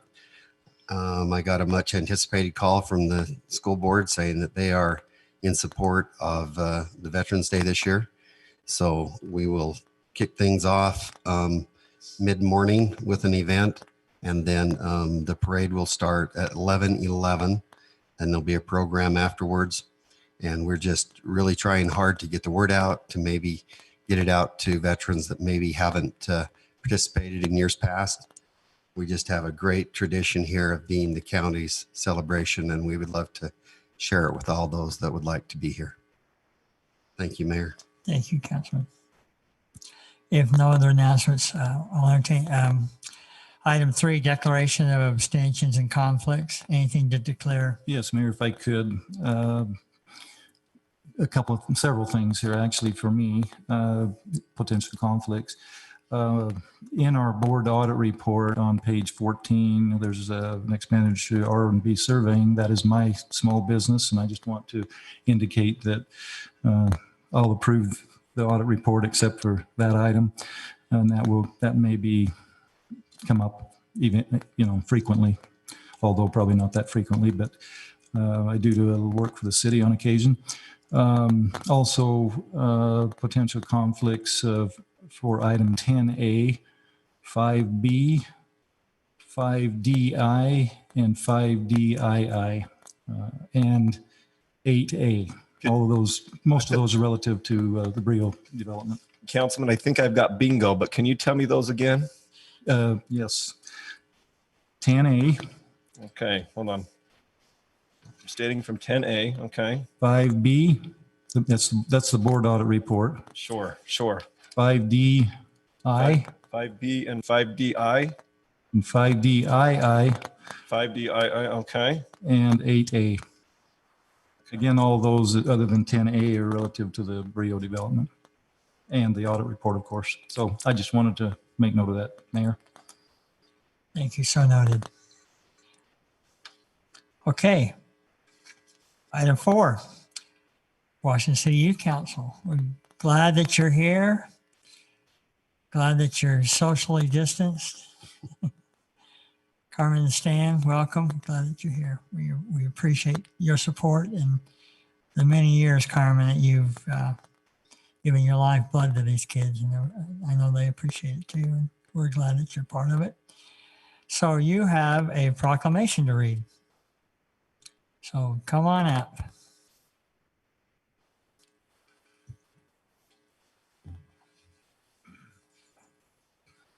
So wait just a minute. We've got a gentleman who wants to come up here and take a photo. Somebody can come on this side if you'd like. You want to come up higher? Just balance it out.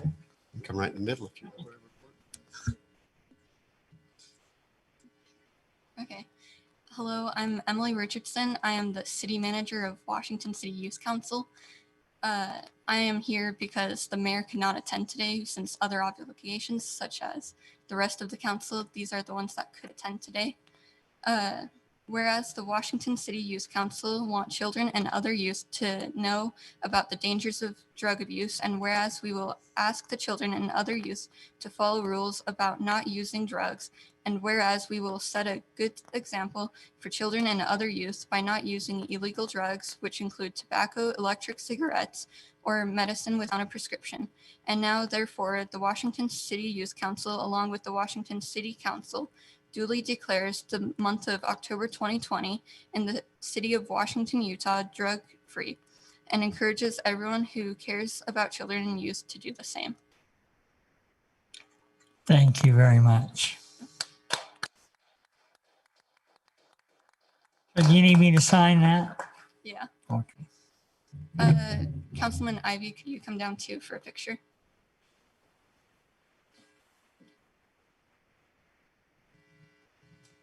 Oh, you've already signed. Yeah, you've already signed it. So this is to present it to you. So we gotta get a photo off of this, right?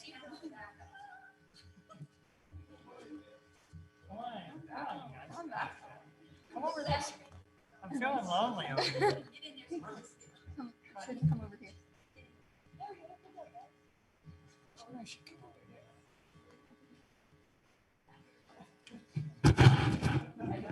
Wait.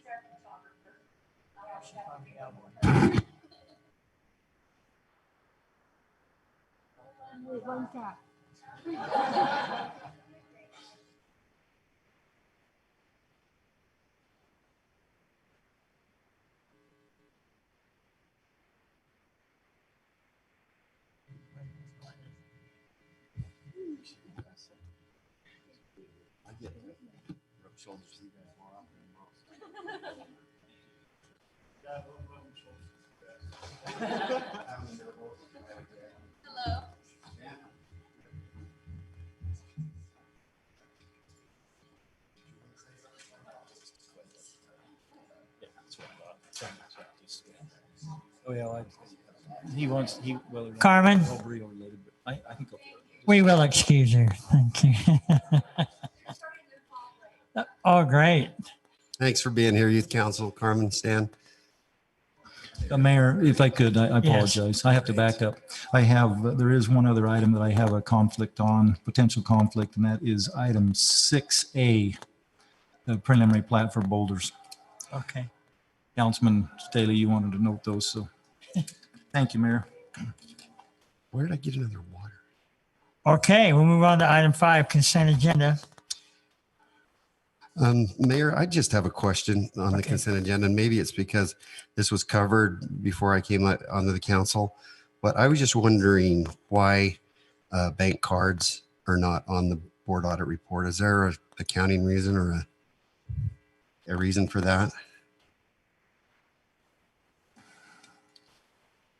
You like credit cards? Like, yeah, bank cards.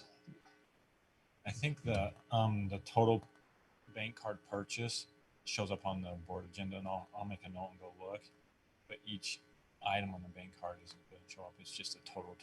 So if we spend $100,000 on bank card, then that's what shows up on the board audit report. But is it ever printed anywhere itemized out so that citizens could look at that if they wanted to, or? We can look into that.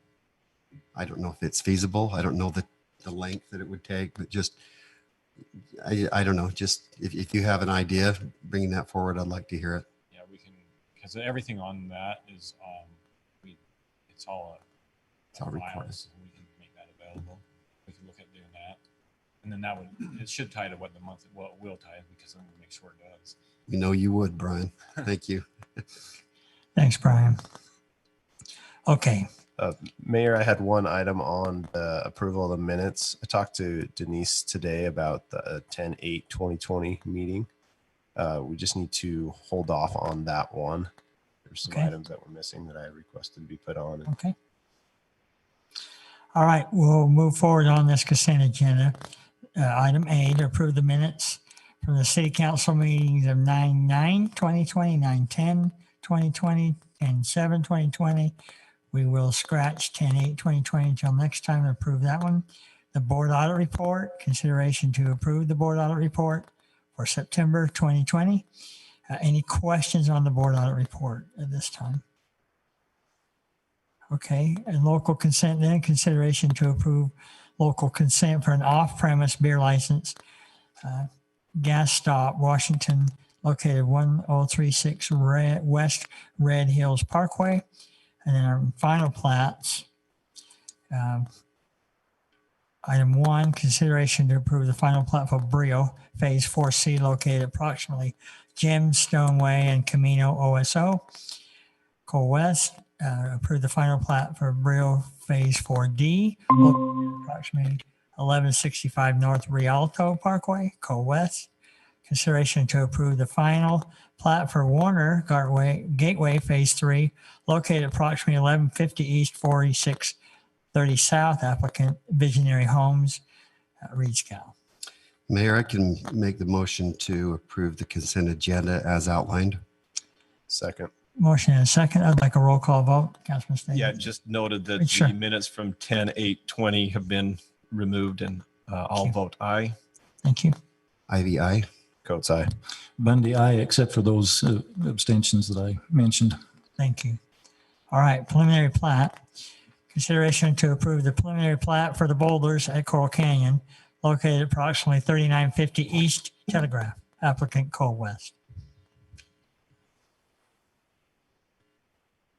Drew? Let me take my mute off. Is that screen showing up for you, gentlemen? Yes, sir. Okay.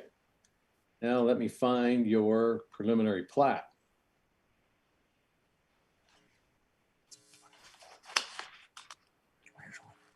Is that showing up also for you? And let me kind of zoom down in there. Let me back out a little bit. Sorry, gentlemen. We'll go to that point. Applicant is requesting approval of the preliminary plat for the boulders at Coral Canyon.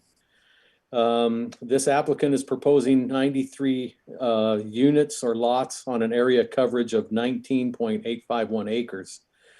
The zoning designation at this particular location is the planned community development for Coral Canyon, so it's the Coral Canyon PCD. The surrounding zoning is PCD to the north, east, south, and west. The proposed subdivision conforms to the approved zoning. The request meets the subdivision requirements and other city ordinances as it relates to this location.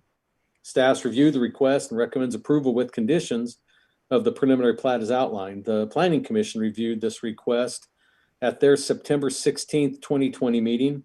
The Planning Commission unanimously recommended approval of the preliminary plat for the boulders at Coral Canyon subdivision onto you, the City Council. And that's based on the findings and subject to the conditions. And there are a few extra conditions I'd like to read at this time. Basically, the first 11 are the standard ones.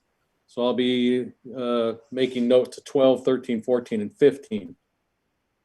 For 12, the development shall conform to the state of Utah LID requirements. Number 13, the developer shall install curb, gutter, sidewalk, and asphalt improvements on Telegraph Road as per page 6, section 1 of the development agreement for Coral Canyon. The city has met their obligations and responsibilities as it relates to the development agreement for this roadway. The preliminary plat does not match the development agreement for Telegraph. Number 14, a traffic study will be needed to determine the impacts and if deceleration lanes, acceleration lanes, and center turn lanes and additional asphalt width on the north side of Telegraph Road are needed. That'll be referred to the Washington City Transportation Master Plan, page 40, section 5.5, traffic impact study 5.5.1. And lastly, condition number 15. There is missing a basis of bearing line. This needs to be added to the plat before moving on to City Council's agenda. And I'll refer to Councilman Coates because he probably would have found that if they did add it. If not, it's still a condition. So with that, I'll be glad to answer any questions that the council has on this particular preliminary plat. Now, I do know you had an email sent to you by the applicant too that you may want to address in your comments or questions. So Drew, I have a couple items. So the backside of this slope, I see a lot of grade change between the trail and the lots on the back. I'm just curious what maybe it's a question for the applicant, what their plan is for that slope. Yeah, Drake's online. Go ahead, Drake. I knew you'd jump in. Good evening, Council. Great to be here tonight. Mayor and Council, thanks for letting us attend and respond to your questions and comments. Councilman Coates, it's a great question. The slope is simply indicative of a fill slope that we intend to have on the back there. The site is generally flat, but as we get closer to the wash that is in between the kind of the body of our parcel and the Razor Ridge line there in the back, we'll have some fill slope that's required in order to support the structural integrity of these lots. So what is as it relates? What is that? Go ahead. 3-to-1, 2-to-1? What is the slope? I can't. I don't remember offhand. I'm trying to see, Craig, if I remember that. I think it's either a 3 or a 2-to-1. I can pull that here. I have another computer open here that I may be able to zoom in on. Well, just reminding you that our current grading manual requires a 3-to-1 slope for fill. And I'm kind of concerned about having that big of a fill slope without having some kind of a break in it.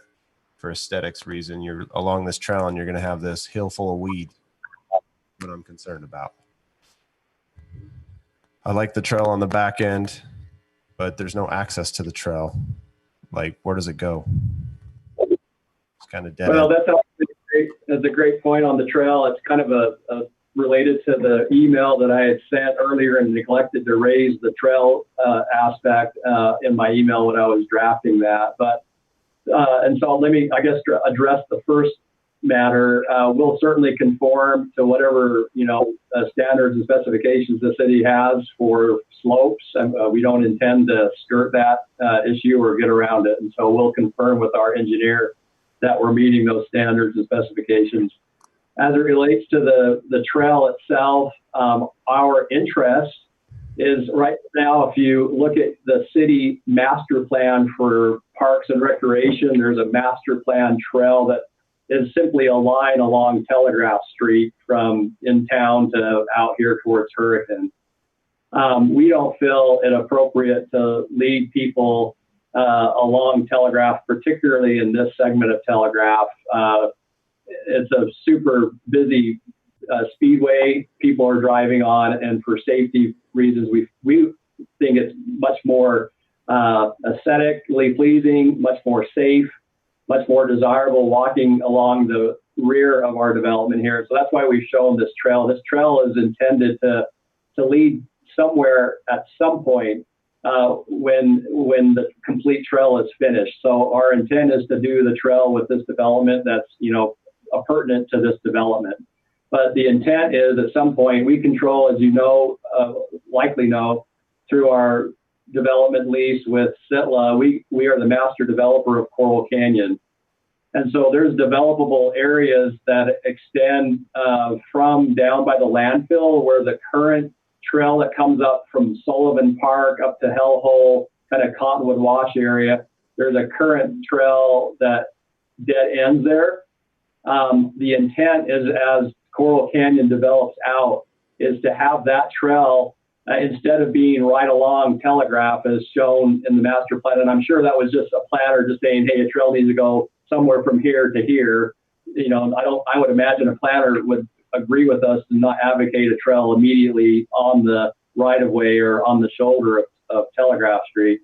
But the intent is to have that trail, that master plan trail, be in and among these developable areas of Coral Canyon, effectively in that Razor Ridge area.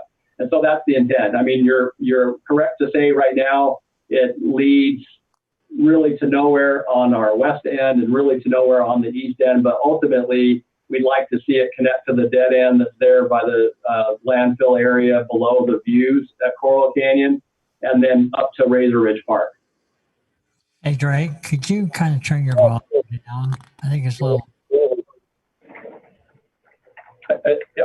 Did you say turn it off? Turn it up? Down. Is this better?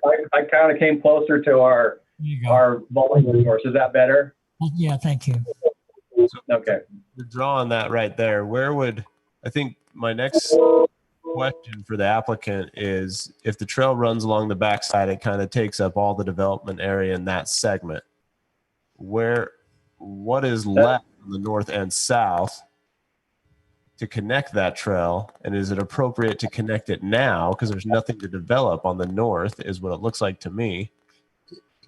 Is that area just north of there? Is that where the substation is? Or is there area in between there?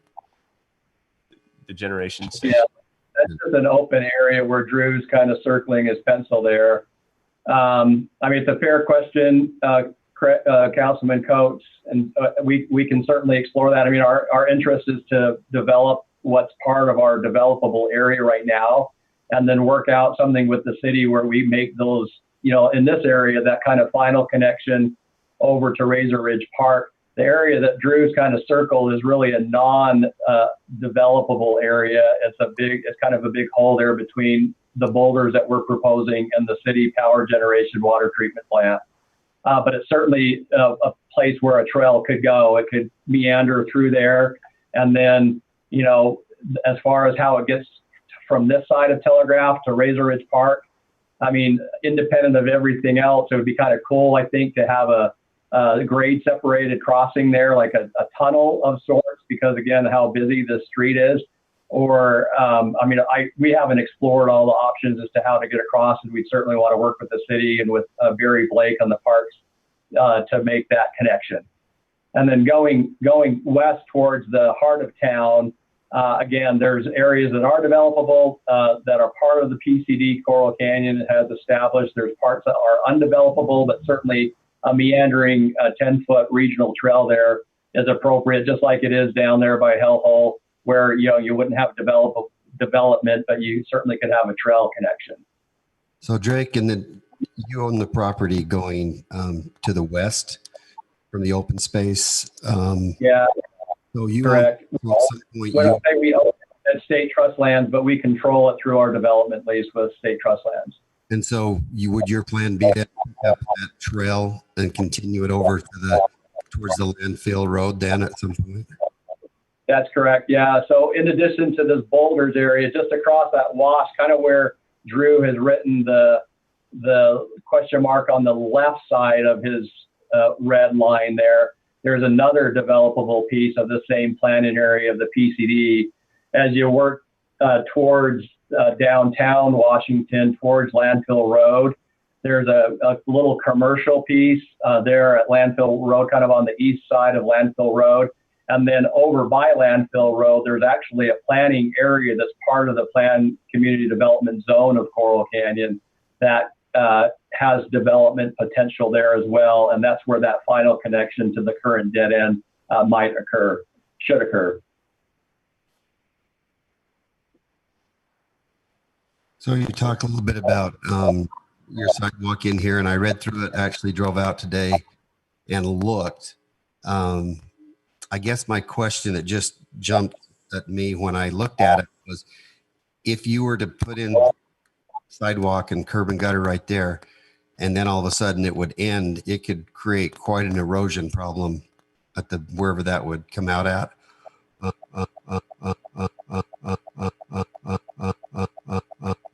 Question. So what you're suggesting to do then, so I understand it, is that you would make it so that people would traverse the property on the inside of the property line? Yeah. Our intent, well, our proposal, our request, we feel is reasonable, and actually kind of the safer position is, instead of having curb gutter and sidewalk along our frontage on Telegraph Street, it's just to keep the natural shoulder that is there already. And if people need to get from one end to the other, they can either walk on the trail or just walk on the sidewalk that we'll be constructing as part of those roadways internal to the subdivision. That said, let me underscore our complete support of the other conditions of approval, where we'll be required to have a traffic impact study to inform what other improvements we'll need to do on Telegraph. One big example of that I'm completely supportive of, it certainly will cost money, but it's just the right thing to do from a safety perspective, is we have to widen Telegraph there. We'll have to add another lane on our side of Telegraph, and we'll have to configure the widened Telegraph such that there's a center turn lane, because when people are coming from the east and making a left-hand turn into one of our access streets here, they certainly cannot stop in the middle of a travel lane. They need to get in that safe space in a center turn lane and make that left-hand turn. So the traffic impact study will inform exactly what improvements as far as decel lanes, excel lanes, center turning lanes. Those are science, right? They're safety elements, and we'll certainly put those in. We just look at this development and compare it to the other developments, such as the 14th Fairway, which is down near Landfill Road, but on the other side of the street. We look at the views up at the mesa, and there's nowhere there where there's a curb gutter and sidewalk just along the shoulder, along the side of Telegraph, just to have it. One more relevant, or maybe a more recent example, is we're building the Red Rock Apartments down at Washington Parkway and Telegraph Street. And we were required, and we supported, obviously, the improvements to the roadway access there at Red Rock. we were required to put a curb and gutter in on the west side coming from Ridge Point up to the new Red Trail lane that we constructed to access the apartment. And in the original plans, there was curb and gutter extending towards the east on the frontage, going up towards the substation there. But in talking subsequent to having the plans approved and talking to Public Works, we were able to get their support and their buy-in into eliminating the curb and gutter there, just because there's really no need. We don't have anyone walking along there. It's really not a place where people want to walk. And so we were able to eliminate the curb and gutter there. And so for similar reasons, we don't feel like it's an appropriate use of curb and gutter and sidewalk along this frontage. The storm drainage, like most of the other segments of Telegraph Street, can sheet off into the to the natural shoulders there that are on the side of the street. And people, if they need to go from one end to the other, they can certainly walk on the sidewalks inside of the subdivision, public streets. So in front of the generation station, I noticed that there is not concrete in front of our generation station, but then in Stone Ridge, which is a hurricane development, they do have cement there. So what you're saying is that there would be a gap from the western edge of the Stone Ridge run clear down to your property, and you'd have, if you were required to, you'd have curb gutter sidewalk, and it would run for a ways, then it would be stopped again, and really people wouldn't use it anyway. Is that what you're trying to say? That's correct. Yeah, similar to Councilman. Correct. Sorry, there was a lot of feedback there. Sorry, I don't know if you can hear me well, but similar to Councilman Coates' point about the trail that we're proposing in its current form, on both ends, it doesn't really lead anywhere yet. Similarly, out front on Telegraph Street, if we had a sidewalk there, it would really lead to nowhere currently. And there's no real development, on the ends on the two sides. And so it's seems like a trail is a better way to get from point A to point B there.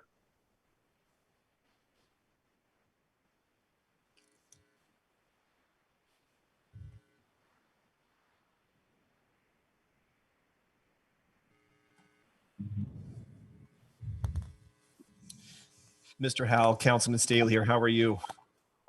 Thank you. Good. Appreciate being here tonight. A few quick questions for you. On your trail, is that asphalt finished or road base? It would either be asphalt, which is typical for a Coral Canyon trail, or in some cases it's a concrete, but it would not be a natural surface trail. It would be improved with a hard surface, not road base. Okay.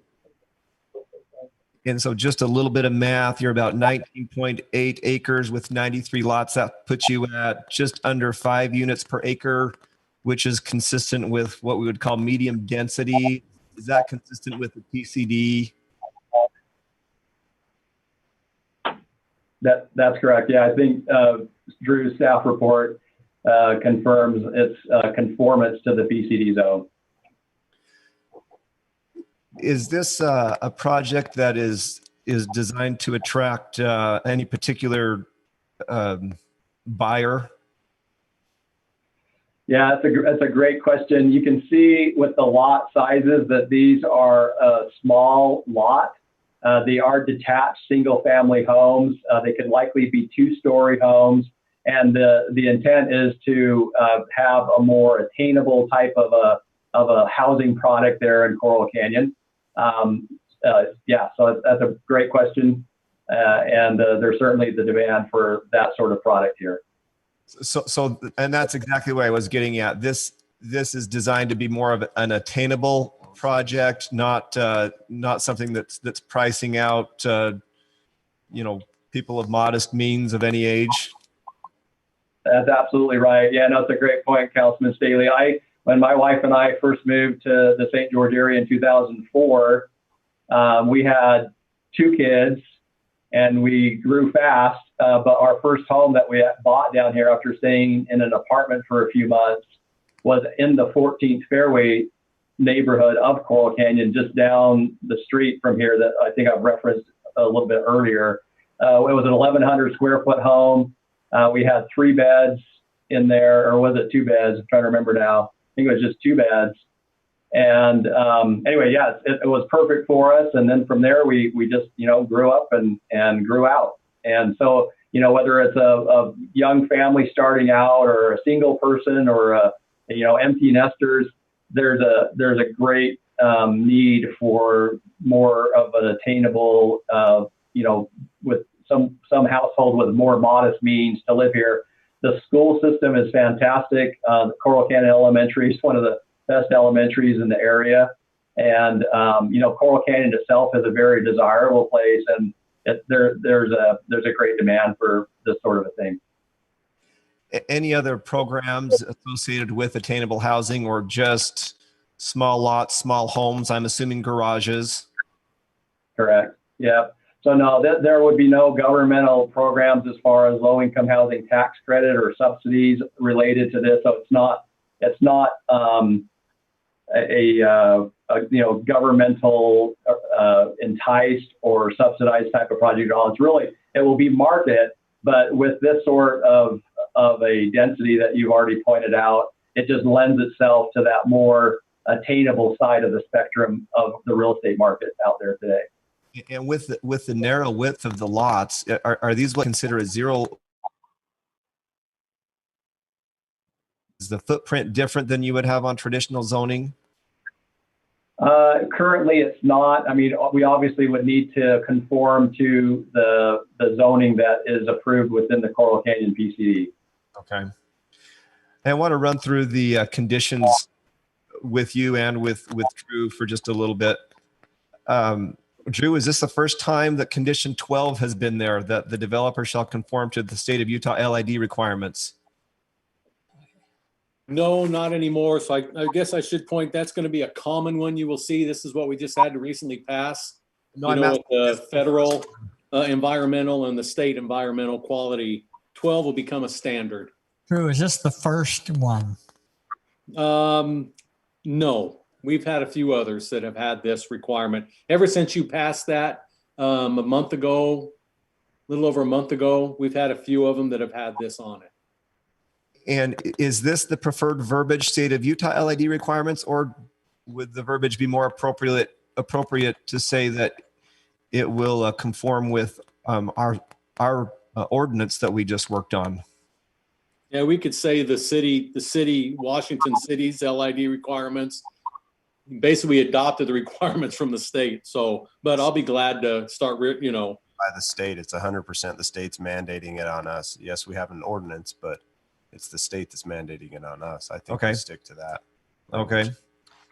The I guess the state is mandating to the municipality that we have an ordinance, and what I'm looking for, Drew, and maybe we don't have to have this discussion right now, but what I'm looking for is that the conforming to the LID requirements, I want them to conform to our ordinance, which is consistent with the state mandate. So now I want to go to 14 and 15 before I come back to 13. And help me understand on 14, the additional asphalt width, is that on the north side? I might call that the east side. The acceleration lane, center lanes, and additional asphalt width on the north side of Telegraph. It seems to me that might be it would be on the same side as this subdivision, whatever it is, because this road does bend at, it's kind of a northeast, or you would end up saying it's a southwest. Mike, I'm going to have Mike kind of jump in on that. These are public works requirements, these last three. So Mike's fully right in the middle of those. And I might be wrong. I didn't have my compass when I drove out by there. To me, it seems on the south or the east side rather than the north side. I just want to make sure that I'm not missing something, or we don't have a requirement that doesn't make sense there. Yeah, let me jump in here real quick, because there's a lot involved with this because of the development agreement with Coral Canyon. And I think I'm the only one left of the city that was involved in that development agreement. So in that development agreement, there was a partnership on developing the width of the road At the time Coral Canyon came in, it was still the 2-lane road coming through there. The city got federal funds to do the project up over the hill. We actually decided to carry that all the way out. The asphalt thickness is not there from basically the landfill road out to SR 9.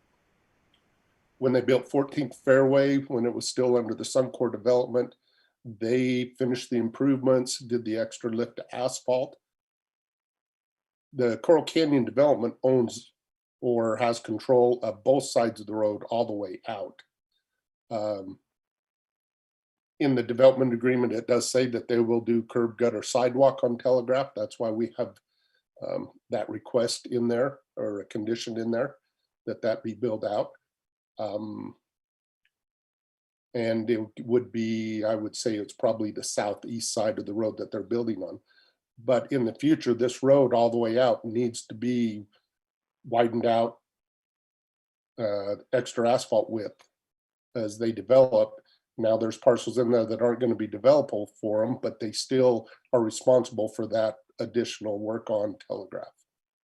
So that's what I'm just trying to clarify, Mike. I appreciate that. I'm just trying to, when they were drawing on this preliminary plat, it just looked to me like it was the south or the east side, and I just didn't know what part would potentially need to be widened, based on acceleration lanes, center turn lanes, etc. I didn't know if that would be considered the. Yeah, I think you'd be right, but it'd probably be the southeast in that area. Now the deceleration lanes, acceleration lanes, those are going to be required not by the traffic study, just because where the development is and the classification of the road. One question that I had on this was also, are they going to build it like 14th Fairway? Is it going to be a landscaped strip out in front like they have out in the 14th Fairway? They don't show that on this preliminary plat. Yeah, I actually really like what I saw in front of 14th Fairway. As I'm trying to remember, there were some sections of Coral Canyon where I saw a little bit of curb gutter sidewalk. There were other sections where I saw just some landscaping and kind of a natural scape. Back to this condition number 13, or let's see here, 14. I mean, could we just as easily remove on the north side of Telegraph Road and just say on Telegraph Road? Or do you have a specific side of the road that you want to see improved or widened based on traffic study? It'd be on the side that they're developing. So are we calling that southeast or east? I would probably call it southeast. Okay. So, Mr. Shaw, aren't you concerned about the northwest side never being developed because the golf course is there? And do we have an adequate enough width of roadway there? You mentioned that at some point it's got to be developed, but when does that happen? I'm concerned we develop. It will need to be developed. You're definitely right. And I'm concerned about all the way through. And we're going to have to come to a consensus somewhere down the road that they're going to have to do those improvements, even though they're not developing that area.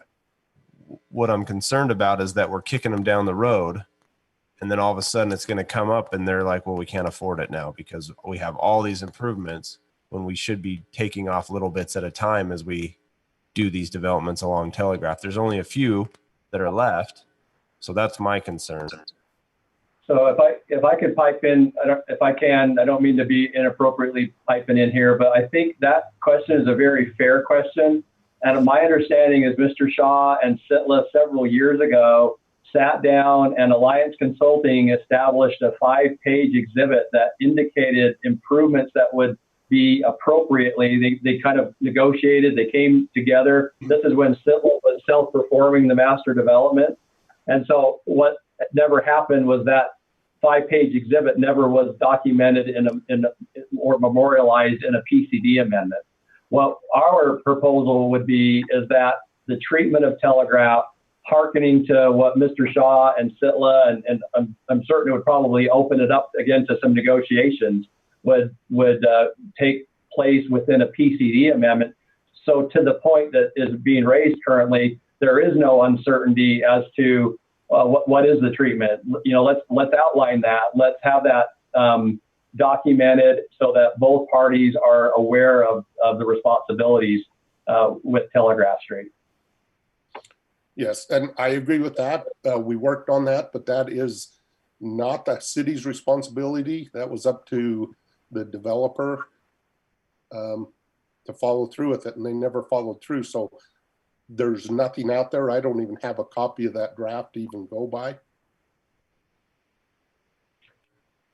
Understood. We're happy to pursue that now that we're in the driver's seat. I know, we've been there for a few years, and we'd like to pursue that.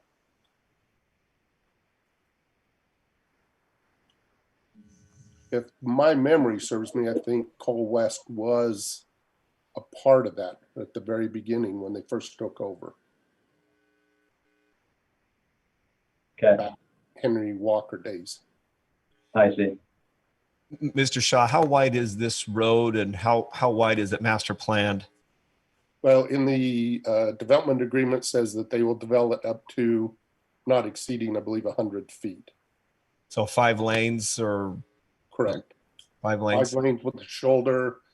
We're going to want to have the bike lanes in here. Now, all this is going to come at construction plans, so I don't want to get hung up on a preliminary plat, but all that's going to come at the construction phase of it, where we're going to require the excel, decel, bike lanes, those different things. The curb gutter and sidewalk, where it was in the development agreement, that's why it's in there as a condition. And I wanted to ask you about that. Is that the only reason that curb gutter sidewalk is in there as a condition? The sidewalks, I still think we need a route for pedestrians. Yes, it's a highly traveled road, but you can see people walking on it all the time. SR9, you see people walking along SR9 all the time. This trail that goes out and around works, but you've got some really steep grades there. I don't even know that they will meet ADA standards. I would like to, if not a sidewalk, a trail along Telegraph would be nice. What are your thoughts on that, Mr. Howell? I don't want to be redundant. My thoughts are the same that I expressed a little bit ago. There's so much inconsistency. Drew was just on the city aerial map, kind of running along this area between Landfill Road and where we're proposing to put the boulders. And if you look at the 14th fairway, they certainly have some beautiful landscaping there. And what's abundantly absent is curb gutter and sidewalk. And so I guess I just have a really difficult time having a condition put on the boulders to have curb gutter and sidewalk along there when you can look at this beautiful development down at the 14th fairway. Certainly there's curb and gutter at the approaches, but then when you look along the frontage, there is no curb and gutter. There is where Drew's pointing, but that's just an extension, and it goes to nowhere. It's just an extension of a trail that's behind the 14th fairway subdivision between the homes and the golf course. But then when you look along Telegraph, that ends in the body of the development. There's just landscaping and a drainage swell, and there's no curb gutter and sidewalk. And so we just have a difficult time swallowing that. We think it's completely out of place to have curb gutter and sidewalk to nowhere along our frontage there at the boulders. Well, and I wouldn't say it's curb and gutter or sidewalk to nowhere. As the phases come in, it's getting built. If you look on I would say the north side, you got it up above it where the Razor Ridge development ends, the sidewalk ends at 14th fairway where it ends, the sidewalk ends. It connects into a trail system that wraps around 14th fairway that people can use. There's not steep grades on it. One thing about the trail going out and around, I'm not sure how that meets any ADA standards with those steep grades. Also, our active transportation plan not only includes bicycles, but is also pedestrians that we need to look at, the pedestrians and movement of pedestrians.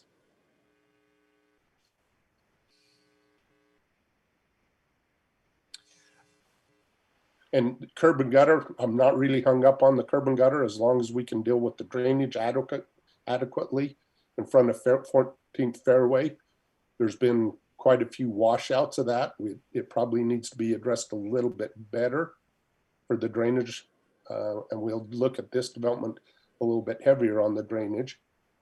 So Mike, what do you foresee and that was a question I had when I drove this area. Is I could see where the boulders would be, and we've seen on the map where there's potential for future development along that same side, and then maybe something down on the corner by Landfill Road.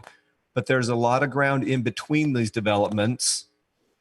You know, do we just have sidewalk in front of the developments and then nothing? Or what, I mean, what do you see long term? I mean, is this something where long term we want to have patches of sidewalk and then not? Or is this something where we maybe want to embrace a more natural look with some sort of a compromise of desert scape and, you know, safe walkable paths? Well, I think the plan was to have the sidewalk, especially on the north side where the development was moving along. You know, the gap between is where we haven't had any development. On the south side, the sidewalk ends where the development ends on the little houses there right by our power substation and water treatment plant. Now, the city's property does not have frontage onto Telegraph.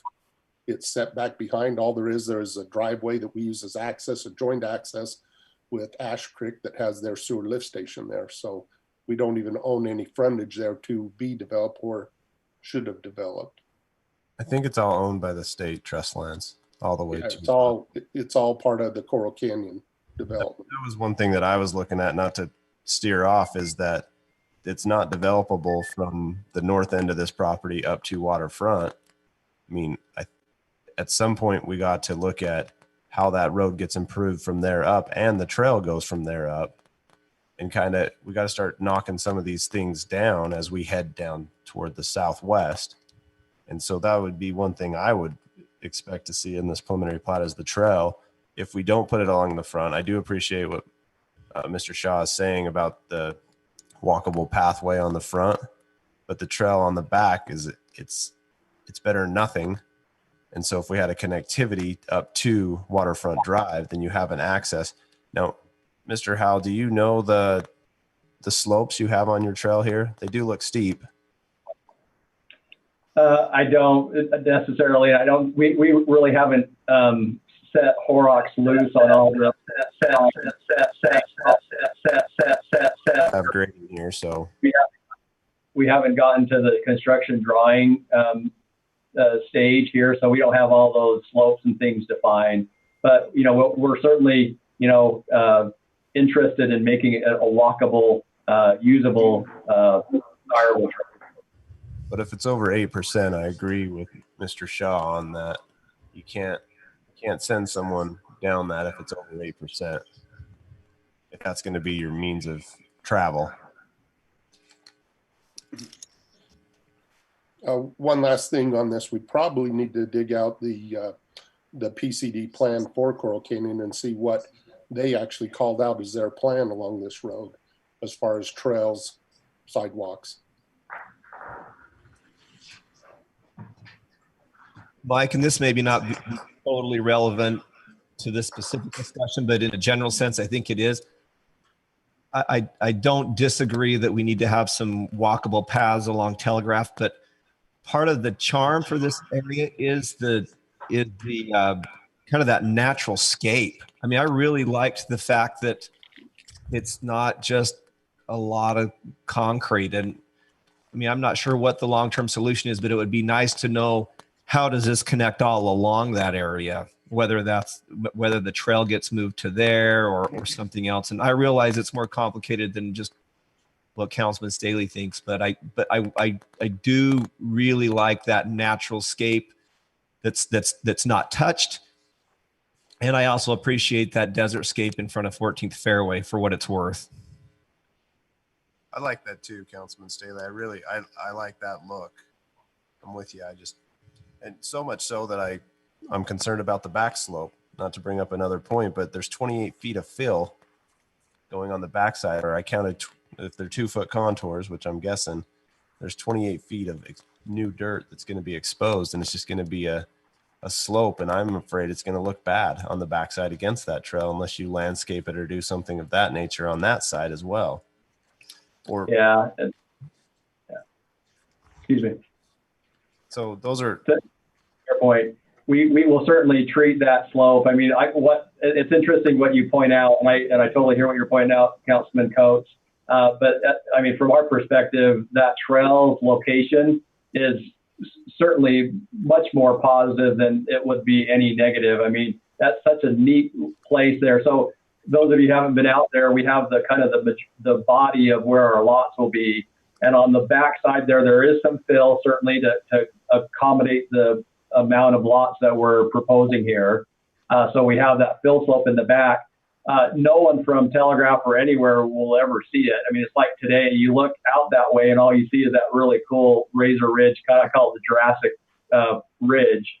Yeah, and then I agree with you on the fact that no one from Telegraph's going to see it. I'm more concerned about the people on the trail that are going to see it, and it's going to be a weed infested hillside because you got a massive slope, almost 30 feet long or 30 feet high of fill. There's ways to brace things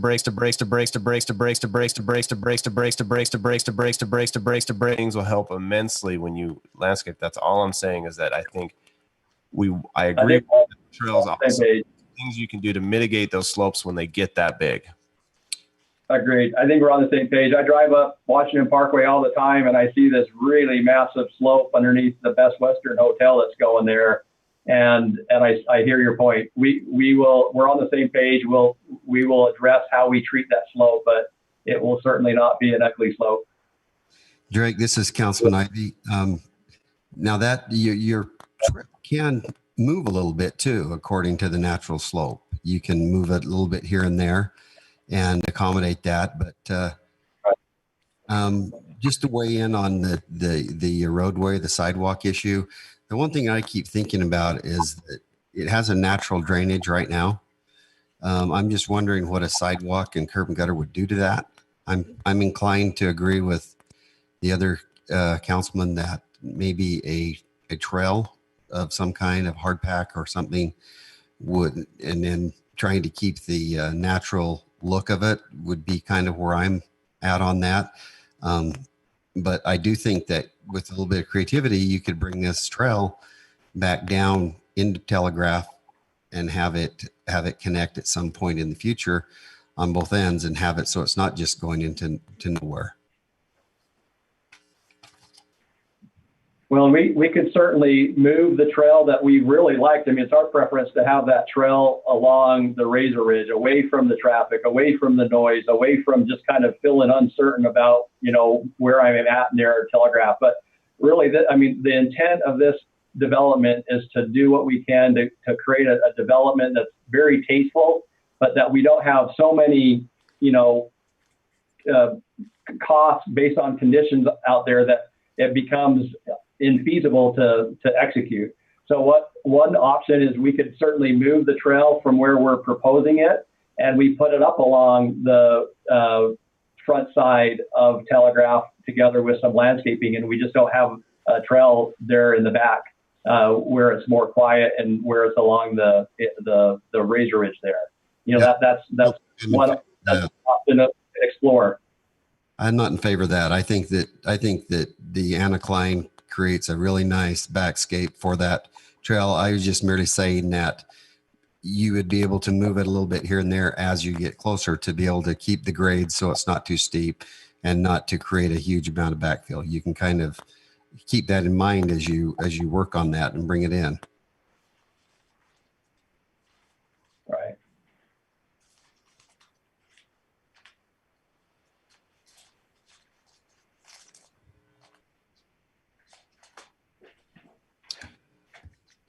Any additional questions or comments?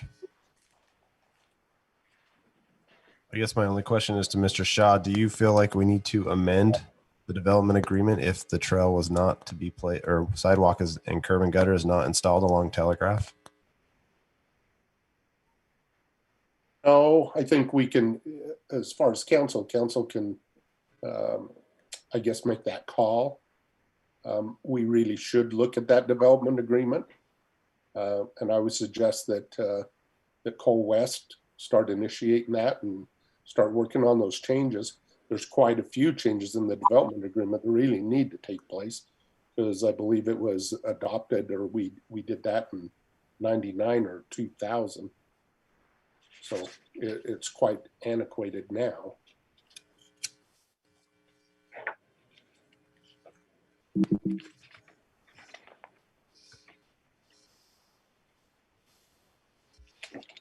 Thank you all.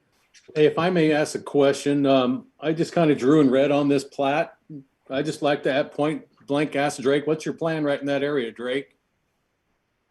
Our plan, so that if you look on that label just to the left of where you made that red outline, Drew, that label says 120-foot public right-of-way. So that's the width of the right-of-way. And so the travel lanes today don't take up that full width. You can see in a little darker charcoal color there, that's where we've shown an additional width added to Telegraph together with some A-cell and D-cell lanes.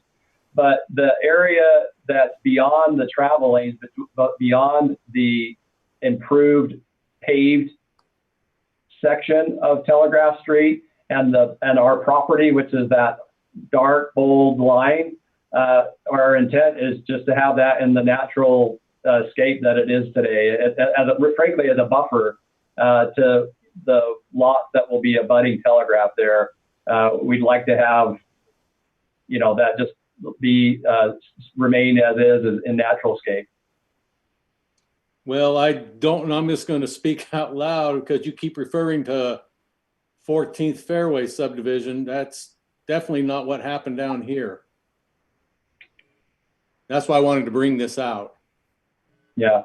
Because when I look at this side of the road where I'm doing my arrow versus this side of the road, I don't think there's any question which one's better. And I know you know that as well as everybody in this conversation.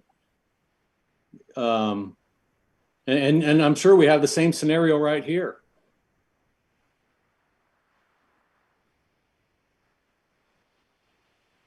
So, as this discussion goes forward, I just want that to be talked about in this preliminary plat approval as well. I think because it's worth, I don't want it to go unsaid and then say, well, it's not part of the preliminary plat. So, well, we're open to explore that. I mean, I think I want to point out, I don't know exactly where the right of way is here along 14th Fairway. I guess it's that solid line there. The Telegraph kind of bulges out there. I'm not certain about that. But all that area that you outlined up at the boulders that we're proposing is all city public, city public right of way. And so, that's not our ownership. We would need to discuss that with you. I mean, it sounds like you're suggesting that there's some treatment there in the public right of way with landscaping or something, and that's certainly something we could explore. Yeah, I just wanted this to be part of the discussion tonight. I don't want it to be overlooked and then just get back to the point. But it's common that we have people landscape areas that are in between. We've all been around this enough to know that that's kind of sometimes what happens in this business. So.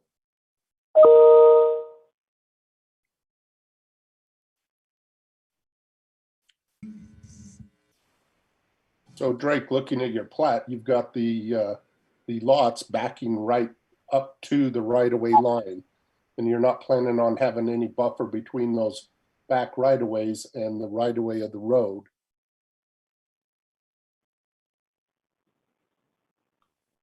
Correct. Yeah, that's right.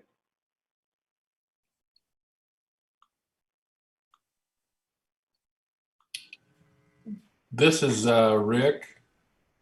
I also need to keep in mind there's a transmission line right away along there as well that needs to be accounted for. Rick, does that transmission line run across these lots? Is there an easement outside of the 120-foot right away? That's what needs to be checked into. I believe it's a 60-foot wide right away, 30 feet either side of center line, but that's something that needs to be researched and accounted for.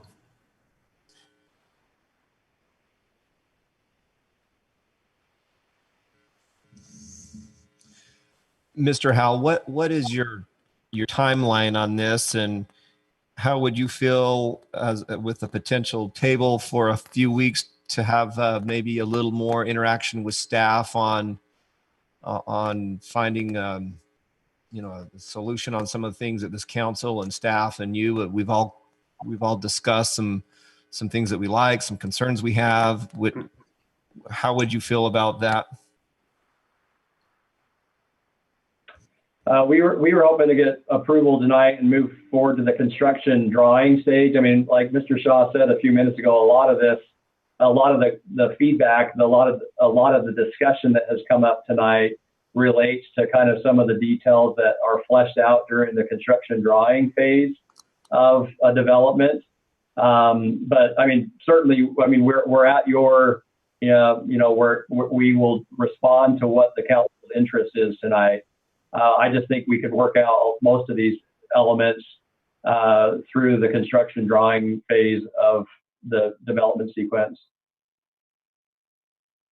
I think there's a lot of stuff that we've talked about tonight that I'm not comfortable moving forward. One, we haven't got solidification on what the trail is going to do, or if we're just stuck with what they're proposing. I think the trail needs to go all the way to the north, or we have to make a decision if we're going to allow them not to do trail along Telegraph. And then I have on my list amend the Telegraph or the development agreement for Telegraph. I agree with Drew when it comes to landscaping along the frontage. 14 Fairway was landscaped that way. I think that's very important, because otherwise it's just going to be a dirt patch in between. I don't know how much distance there is between the edge of asphalt and the block wall that's proposed along there. 26 feet. 26 feet. Yep. And then the landscaping on the front and the back slopes. I think the back slopes need to be broken up a little bit. And then the big thing that kind of makes me nervous is that power line easement now. Because actually, Councilman Coates, I was just looking on here and looks like the line's on the west of Telegraph. If you look at the shadows in this section, as confused where I was at. So that shouldn't be an issue. Sorry. Okay. Well, so I'll take that one off the list. But I have concerns. I think these need to be worked out before I'm ready to move it forward. Well, I certainly think there's some things that need to be talked about, but the thing jumping out at me is, as I looked at 14th Fairway earlier today, and today I just couldn't help but wonder why there wasn't sidewalk there. Now, I don't know the history. I know there's no blame or anything, but it just screamed to me that there was a precedent set there saying that they must have thought at that time that was being developed, that there wasn't a need because there's not a sidewalk there. So I don't know going forward that it would be fair to ask one developer to put in a sidewalk. And, I don't know. But then what's best for the community? You know what? I think probably we do need a minute to think about it, but I'm going to be hard pressed to hold them more accountable than previous developments.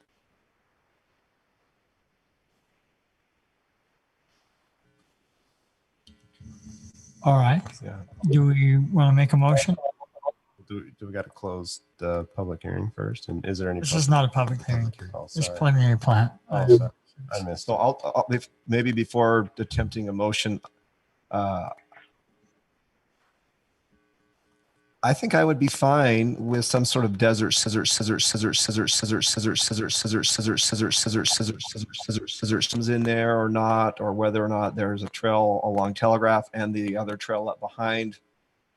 I don't know, but I do think it needs to be considered, because this also sets precedence for what we're doing with future developments along there. I think it's important that we get that trail on that north that Drew's pointing at to the north to Waterfront Drive. I think we should get that connection as part of this development at the very least. Who owns that property there? The state, which they have the development lease on. State of Utah. That's Sitla property right there too. Yeah. So it would take it all the way, and then you'd have a connection from a sidewalk to a trail around. Now, I agree with you. The 14 Fairway doesn't have the sidewalk. I actually don't mind not having the sidewalk on there, but I think it's important to, like you said, Councilman Staley, on setting this week, we're setting a precedent here on what we're doing. But I think we need to see, Drew, you're not drawing it far enough though. It's got to go way north though. However, I have no more map. That's where they're. Don't stop your drawing. Run it off the page. Okay, I'll keep running it out. Keep going to make that connection, because I don't see when that connection will ever come in if we don't do it now. How do? Oh, well. Just meeting of the minds here. Anybody who wants to jump in, how do you see that connecting to the south of this project in the future? Let's say that in lieu of sidewalk along Telegraph,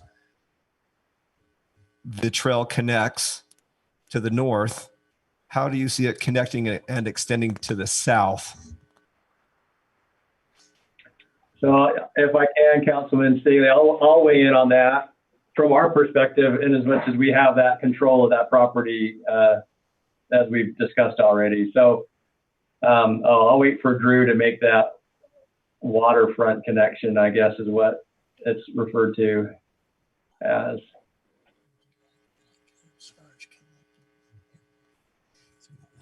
I think my biggest concern. Yeah, go ahead, Mr. Huff. I was just going to say, so going to the south, Drew's still working on that.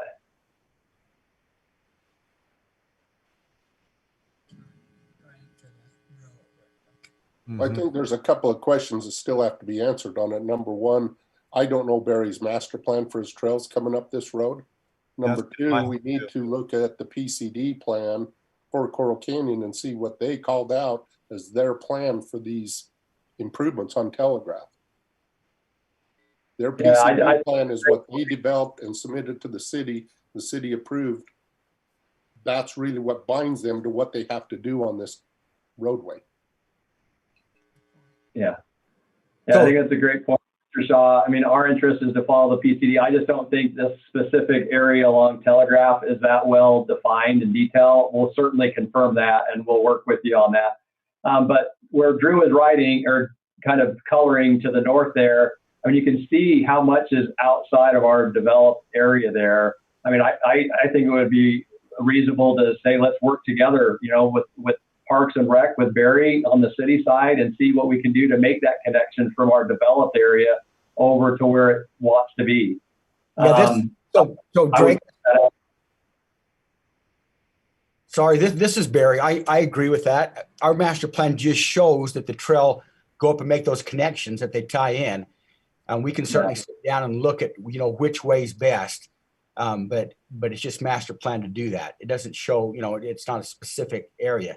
What I remember, and I think Mike will probably can give his opinion on this too. I think when the development, because I remember way back when that was done, the development agreement, what I remember, it had sidewalk on that north side. And I think that's why you see the sidewalk going so far and then ending on both sides, and then kind of a gap in between. And that's why we put the trail on the other side, on the south side, to make that tie in and go up to Coral, you know, the Coral, or not to Coral, but to Razor Ridge Park. And then you're just close to the Hurricane border right there, which when we get it there, then we can work with Hurricane to, you know, to kind of expand and go in, you know, further. But that's what I remember. Yeah, where he's drawn right there. And then that's why that sidewalk is along there. I mean, what I remember, it was planned to do that. Like Mike said, we'll have to go back and look at that. But as I remember, that's the way it was. Barry, is that how you recall it on both sides? No, I just recall it on the north, and then that's why we put the you know, the trail on that south side. But like I said, we'll have to look and see. And there's, you know, you see many places. You know, you see the parkway going up, you know, toward up in Ivans, and you know where you have a large sidewalk or a trail, or, you know, alongside. That's not very far off the road. If you got 26 feet on that south side, you could have a 15-foot landscape area, and the trail on the, you know, along the wall 15 foot away from the road. You got 26 foot in there. So it could work on the south side along the road and be safe, or it could come back behind. I think that's just what we need to meet and look at together and make some decisions. That makes sense? Sounds to me like staff needs a little more time with, or the developer needs to get with staff and work on these items to present to council. Yeah, and I hope that lost in this discussion isn't the fact that this is a great project. I mean, these are some 93 attainable housing lots in a great master planned community. I just think that, Cole West coming into this now at this point of a PCD that was approved years and years ago, there's a few things to work through. Mr. Howell, if you can work with staff a little bit, I think this council and this staff wants to work with you and find a good, fair solution. Are you okay if we table this for a few weeks? Absolutely. Yeah, we're happy to work through those things and come back and make we'll make our proposal. I'm sure staff will, we'll get on the same page with staff. Well, in these Coral Canyon and certainly Drake over all the many years that I've dealt with them, they're great to work with. And so I believe we can work together and get this figured out. Yeah, and Barry, I'm glad you're in there too, because I think you're an integral part of what we're trying to do here with the trails and really this is such an if you didn't live here and take for granted the natural landscape, beautiful area, you would be blown away by this. So I think we have a duty to just get it right, even if that takes a few extra steps here and there. Agreed. Mayor, would you entertain a motion? I will entertain a motion. Council, are we ready for a motion? Yeah. I would make a motion that we table item 6A, which is consideration to approve the preliminary plat for the boulders at Coral Canyon located at approximately 3950 East Telegraph Street until October 28th, during which time the applicant, Cole West, can coordinate with staff as necessary to discuss the best outcomes based on this discussion we've had tonight. Second. I have a motion and a second. Let's do a roll call. Councilman Bundy. That's right. Okay. Coates aye. Ivy aye. Staley aye. All right. That's tabled. Before we move on, Catherine, are you here for the public hearing on item B? Asked us to table that till the 28th. Saying I didn't want you standing here. Okay, so they requested this afternoon to have it tabled, so and then we'll have the public hearing on the 28th. Okay, you're welcome. And thanks for the pictures, by the way. Thanks for the pictures. We have them saved, so we'll get them to you. I do. I know. See you later. Okay, item 7. Plat amendment, consideration to approve a plat amendment for Pineview Estates Phase 1 for the purpose of splitting the current lot into 2 lots located at 1977 West Alondra Drive, applicant Michael and Sandra Day. Thank you, Mayor. As stated, the applicants request an approval of the amended final plat Pineview Estates Phase 1. The reason for this amendment request is simply to split the lot, which is number 1 of the subdivision, into lot 1A, which will consist of a 0.49 acre parcel, and lot 1B, which will be 0.55 acre in size. The subdivision size and acreage remains the same as the originally approved subdivision. That means the border of Pineview Estates is remaining the same. It's just they're split in lot 1 into A and B. This item was tabled at the September 2nd Planning Commission meeting. The reason for the tabling was to allow for the applicant to provide a copy of the CC&Rs in regard to whether or not there are stated minimum lot sizes within the CC&Rs and the subdivision itself. A copy was provided and the Planning Commission went through that, and you have it also at the back end of your minutes and also in your exhibits. Staff has found no stated minimum lot size regulated by the CCNRs. There's also no minimum lot size as per the zoning due to the fact that this is a subdivision with zone PUD and was approved back in the early 1990s with no specific designated guidelines for anything regulating criteria pertaining to the subdivision itself. Staff reviewed the proposed amendment of the final plat and finds it conforms to the PUD zoning of the development. The subdivision also remains in compliance with the subdivision ordinance of the city. The Planning Commission reviewed the request at their September 16th meeting after the tabling of the second. And the Planning Commission unanimously recommended approval of the amended final plat for the Pineview Estates Phase 1 subdivision, splitting lot number 1 into lots 1A and 1B onto the City Council. And that's based on the findings and the original conditions. I'd be glad to answer any questions you might have on this proposal.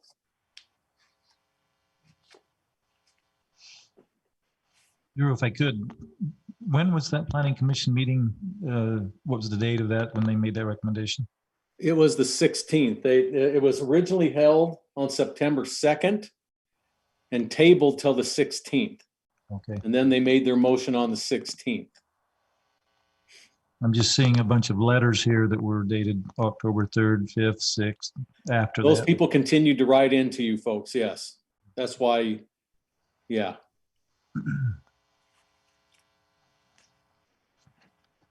Drew, help me understand the language. I realize that CCNRs we don't enforce those, but it certainly can go to a statement of fact as far as what the original property owners their expectation was in being there. Shall be used as a residence for a single family and for no other purpose. Now, I don't know how you can split that and maintain that. It's unless I'm not looking at it in a way that somebody else is, but can you help me understand? Because I understand we don't enforce CCNRs, but each lot shall be used as a residence for a single family and for no other purpose. Okay, I'm going to make this kind of simple. There's a home existing right here. And it's kind of, and I'm not going to be in great perspective, sorry. And that's currently on lot 1. Okay, and I'm going to do that whole thing in red. Now they're going to come back. What the proposal is to make lot A and B. So I now create a lot. And I have a remaining lot left over. So then there will be a home built on here. So each lot will be a residential lot. Does that kind of clarify that? Well, I understand what you're trying to say, but to me, it still doesn't address the fact that when they bought this, it was 1 acre piece. It was for a single family. And how do we address the horse property where it's an acre, they can have 2 large animals there? Does that right just go away if they split it? I mean, well, anybody in there, because my zoning right now does not allow them to have horse properties. Anybody that's had them, that somebody can't buy one of these lots and come and plop a horse on it right now. Just because I don't have that ability in this, my new zoning does not allow horses on PUD. So anybody who had that originally back in that day would have to have continued to do it and hold a grandfather to be able to do that.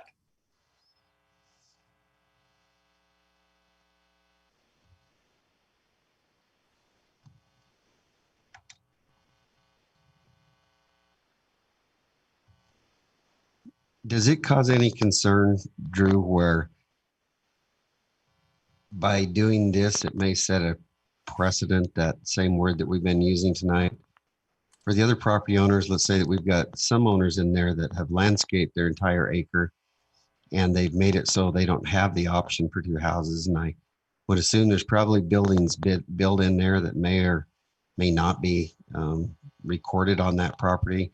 Does it give you pause to consider that with all the properties in there that could do this, would it leave a different look than what was originally intended by the big lots in the Help me understand that. Well, I know where the question's going, and and my answer to the question is that, and I've told a few of the property owners in there this same simple thing.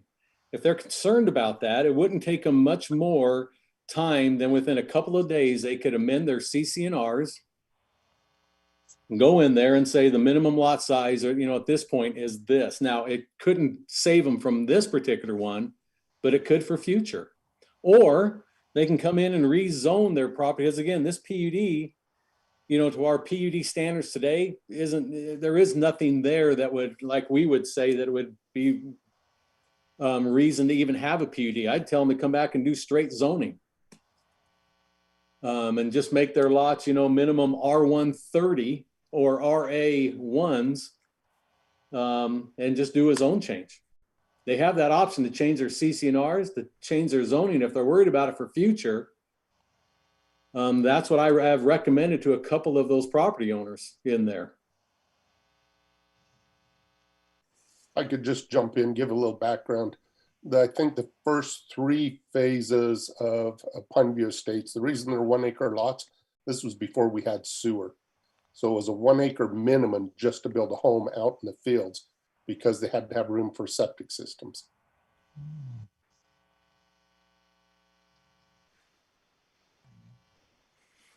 Drew, I may have missed this, but is there an active HOA for this subdivision? There is not. There is not. Okay. No.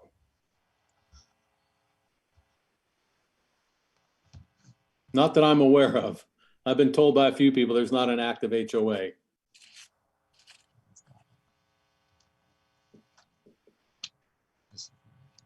But it doesn't mean that the group of them can't get together and formulate those CC&Rs if they want it, and bring it into compliance and do that. But again, the other way, it takes just a little bit longer, would be a zone, and someone could apply for that next week. They could apply for it tomorrow, and then it would at least be in place.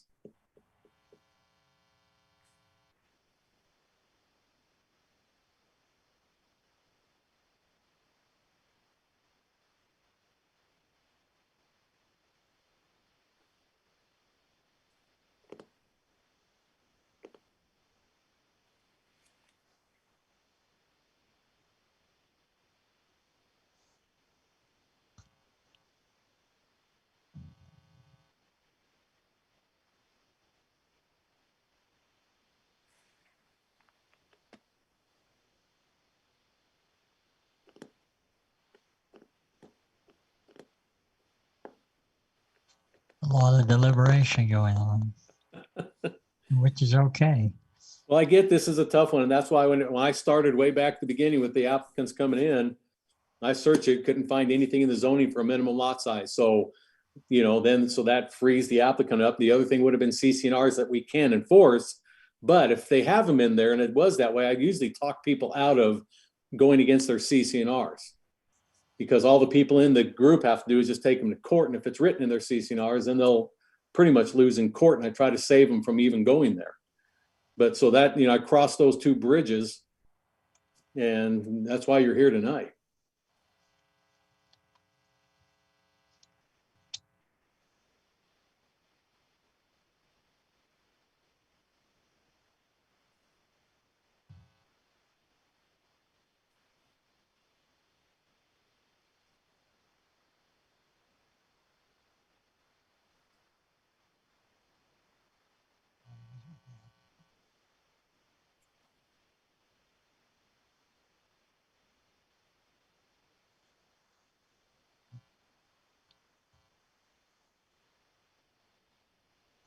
So Mayor, I looked through that list of all the people that lived in that subdivision that are, I think most of them were opposed. I didn't see one that was for it. Whenever I look at land use changes like this, I look at it as the people who own the property have the right to propose what they want. But we also have the adjacent property owners who bought in a subdivision understanding a certain how they look at the lots. They I bought 1 acre, my neighbor's 1 acre, and then all of a sudden we're changing the use to a ½ acre unit. Now I look at that property, I drove by it, it's an empty lot, it looks like, on its own in the back. But when you have a large part of the community of that phase that says, hey, I bought 1 acre lots, I want 1 acre lots next to me, I have a hard time changing it to half acre lots moving forward. So they bought for that property. They anticipated 1 acre lots, that they'd be 1 acre on both sides of them. It's hard for me to change a plat. That's how I kind of look at it. Any additional insights?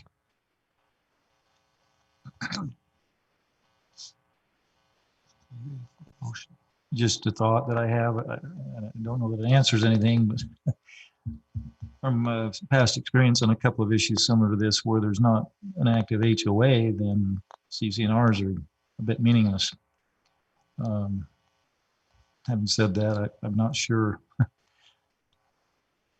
You know, if there are no CC&Rs and they didn't regulate their situation there, then they kind of left it open for possibilities of a change, unfortunately. But I'm not sure that that's what we want to do, but just my thought on that. If you have CC&Rs, you've got to have an active HOA. Otherwise, there probably been a multitude of rules that or CC&Rs that have been not adhered to at this point. So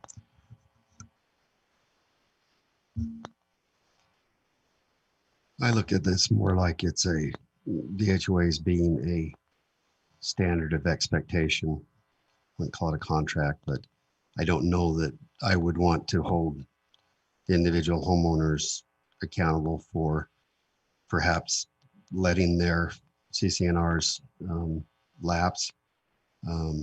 I think when these were written in 1987, for me personally, I think it addresses what the expectation was for the homeowners buying there. And I think I understand what Mr. and Mrs. Day's trying to do here. But I just feel like that this could have reasonable impact on the quality of life for the others that live there, especially under the expectation of larger lots.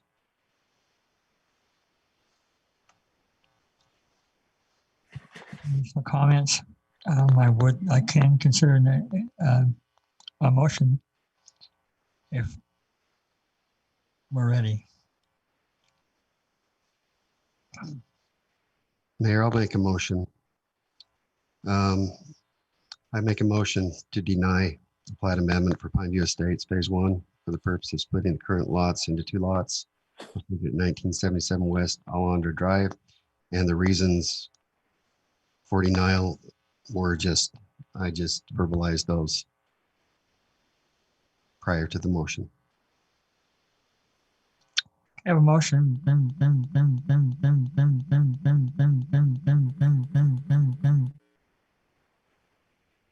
I'll second it. I do have a motion and a second. We'll go roll call vote. Start Councilman Ivy. Ivy, aye. Coates, aye. Bundy, aye. Staley, aye. All right. That is denied. Item 8, public hearings.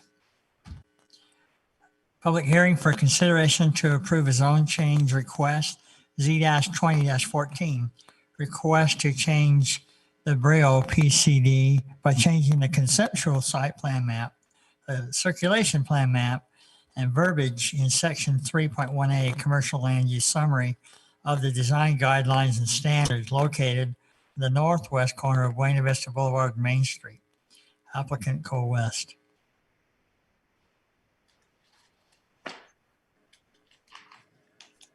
Thank you, Mayor. Stated the applicant's requesting approval to amend again portions of this Brio PCD.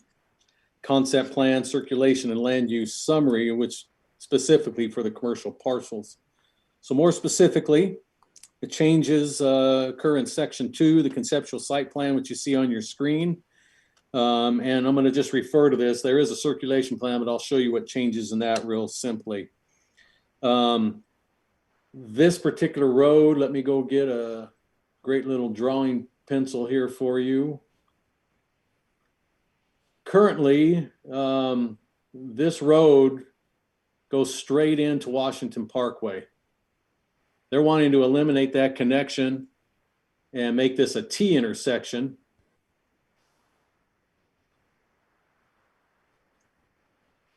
So that roadway will then be gone. So that's basically the change right there, keeping this road off of the Parkway.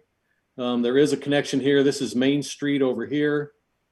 And there's other circulating roads that come out onto Main Street and Buena Vista to the south. The other proposal is they want to, this particular area, let me just now clean off the road thing. This area right now is designated for townhomes, which is this particular color right here.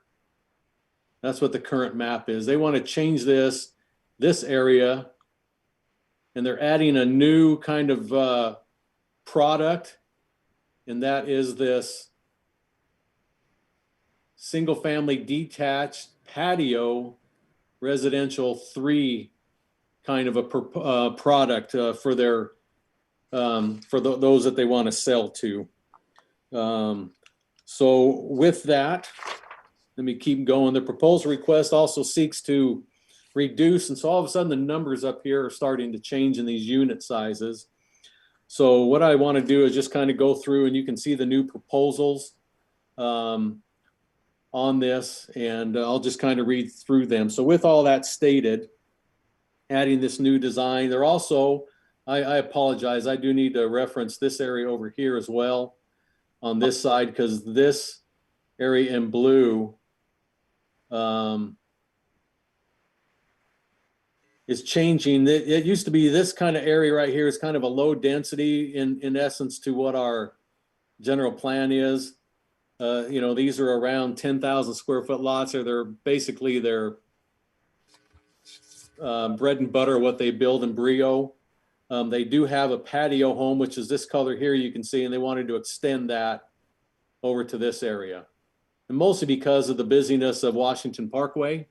So these are a little bit smaller homes. They are a patio home. It's this one right here that they're extending that area as well. So I did want to make note of that. And here's how the new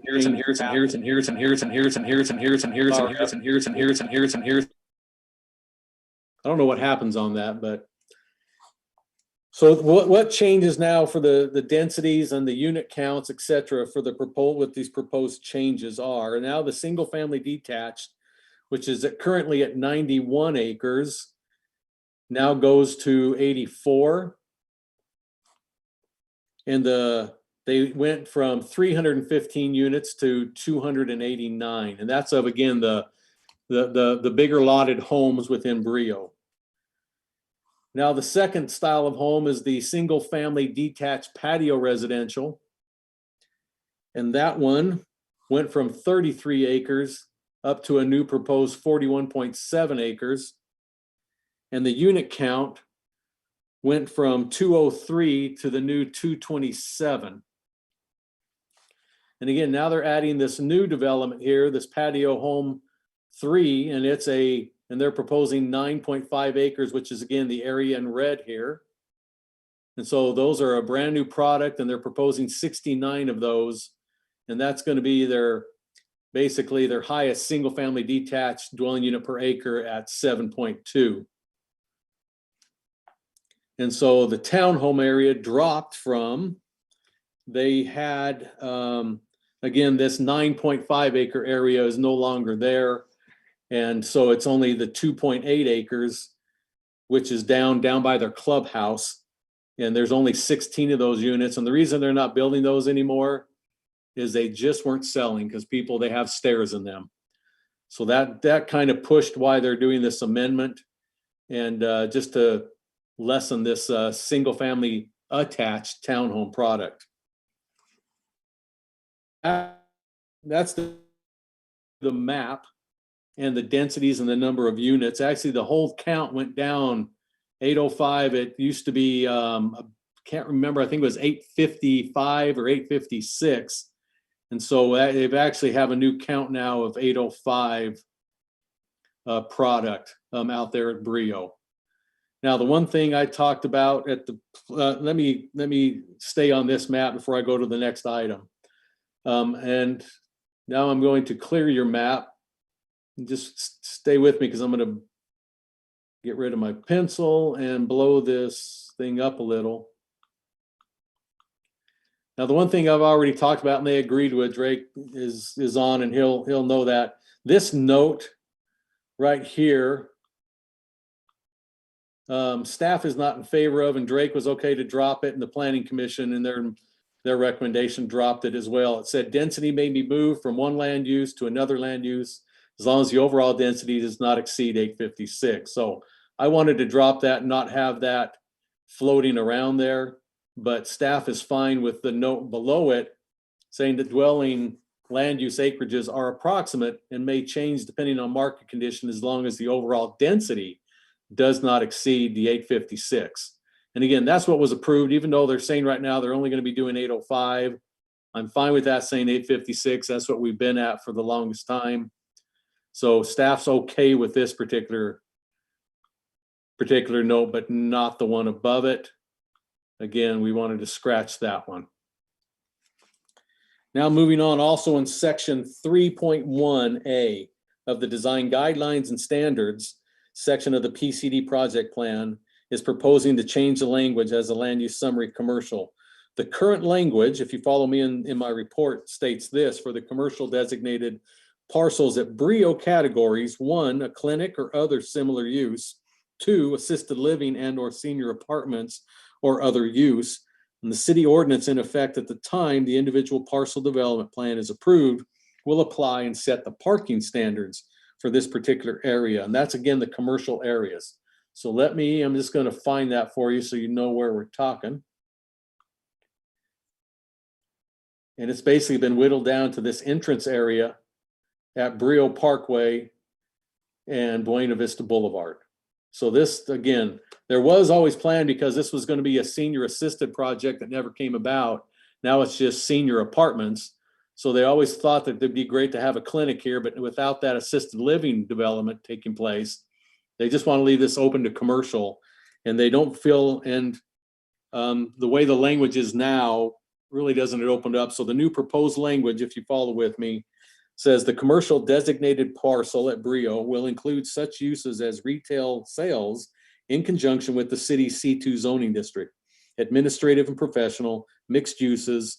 Now we did scratch the horizontal and vertical along with hobby caves may be appropriate. The Planning Commission and staff didn't like that, so the applicant dropped that as well, just as part of your report.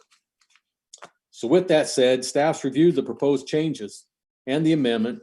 Staff supports most of it. And I pointed out the two things we didn't. We scratched the line of the horizontal vertical as part of the commercial and also that paragraph up top. Those are the two things staff was not in favor of on that. And the Planning Commission reviewed all this proposal at their meeting of September 16th, 2020 in a public hearing, and the Planning Commission unanimously recommend approval of Z-20-14 for the zone change request, amending portions of the Brio PCD project plan onto you, the City Council, with staff's considerations based on those findings and subject to the conditions below. And again, so we'll be striking the note of the density and then that sentence about the man caves, vertical and horizontal, but everything else the Planning Commission recommended approval of unanimously. So with that, I'll be glad to answer any questions the council might have on this Brio PCD amended change.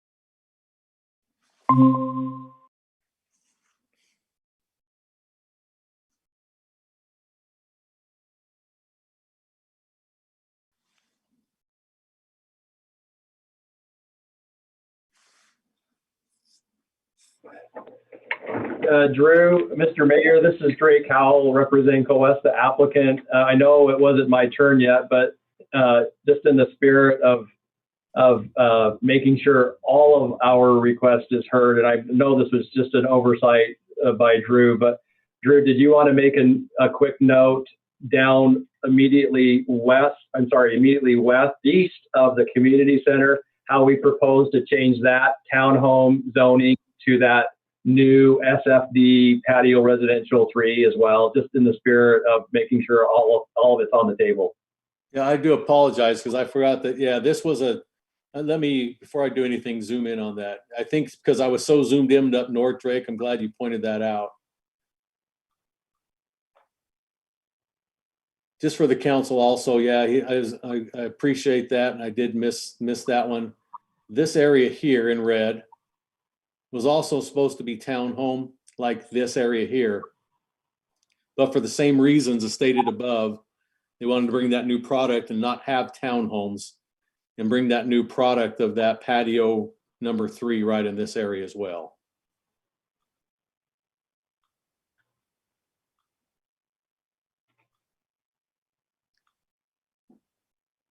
I know my report was long and I probably put the council to sleep, but I just didn't know if you had any questions.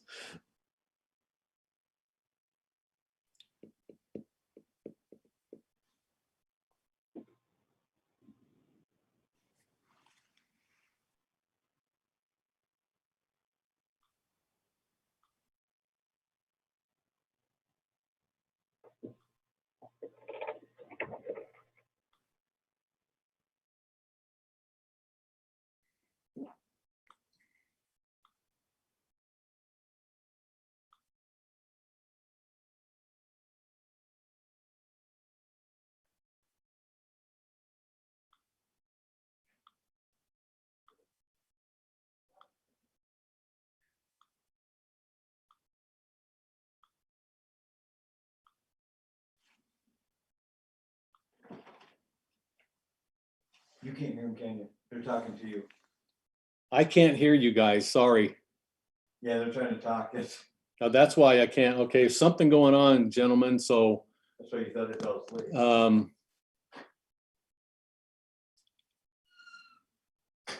asleep. Steve, can you hear me? Yeah, we can hear you.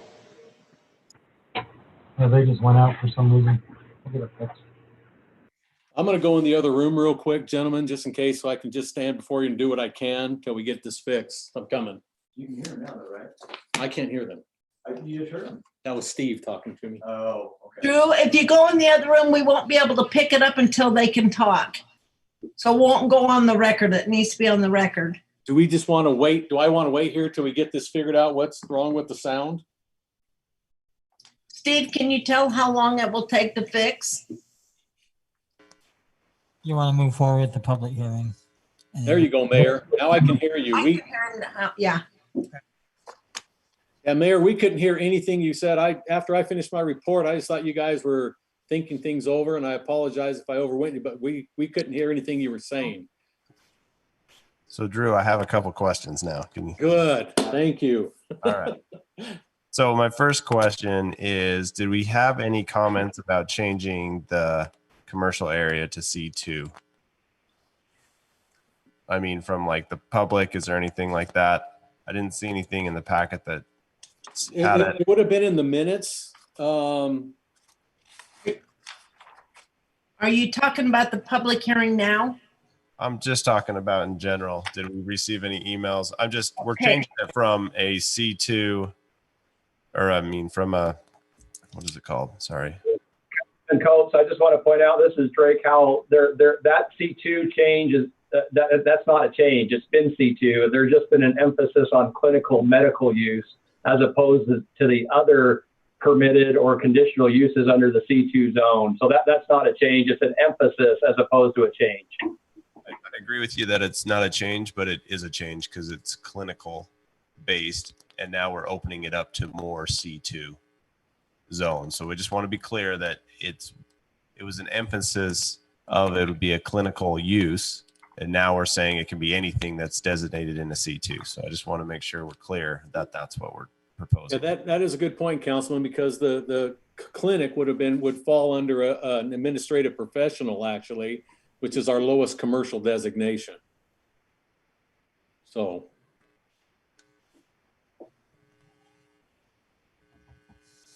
And then my other question, I mean, so was there any of those comments? Okay, Mayor, Council, there are no public comments on this item. Okay, are there any additional questions for Mr. Howell or Mr. Ellerman? I guess is everyone okay with cutting that road off to the Parkway? Just it's a pretty good connection. I wouldn't mind seeing just if staff could pan out to see other accesses from Brio to the Parkway.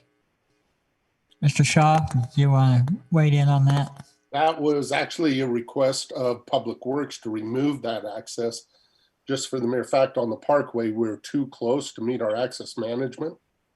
And they'll be able to access coming off of Main Street to it. We just didn't want another conflict point there. Best, it would have been a right in, right out. Okay, that solves it for me. I just want to make sure Public Works was aware of it. Is there any concern for that very northern west corner?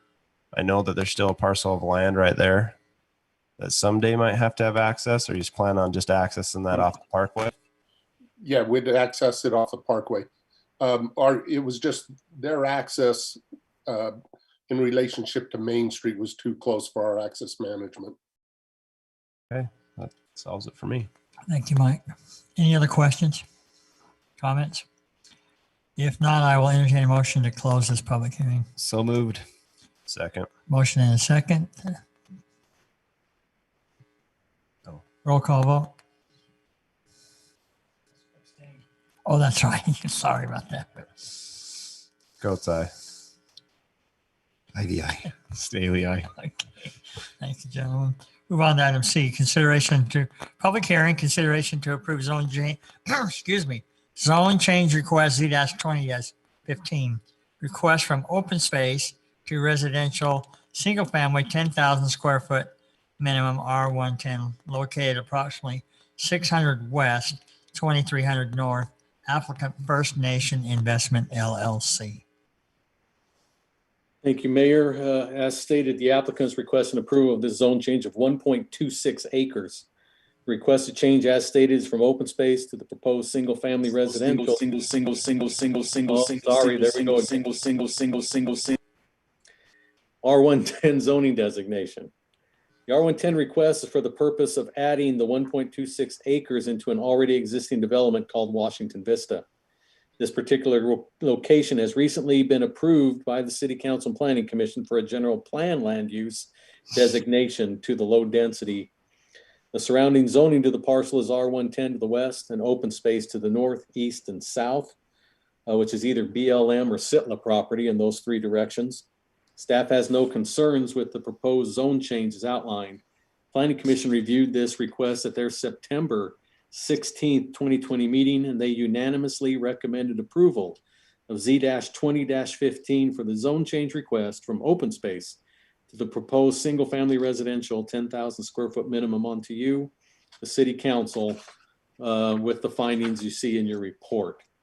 And again, the area, and I'm sorry the color didn't come through, and I'll just kind of highlight the area of the zone change is just, my pencil's not working. Is just this box, and that's not a great color.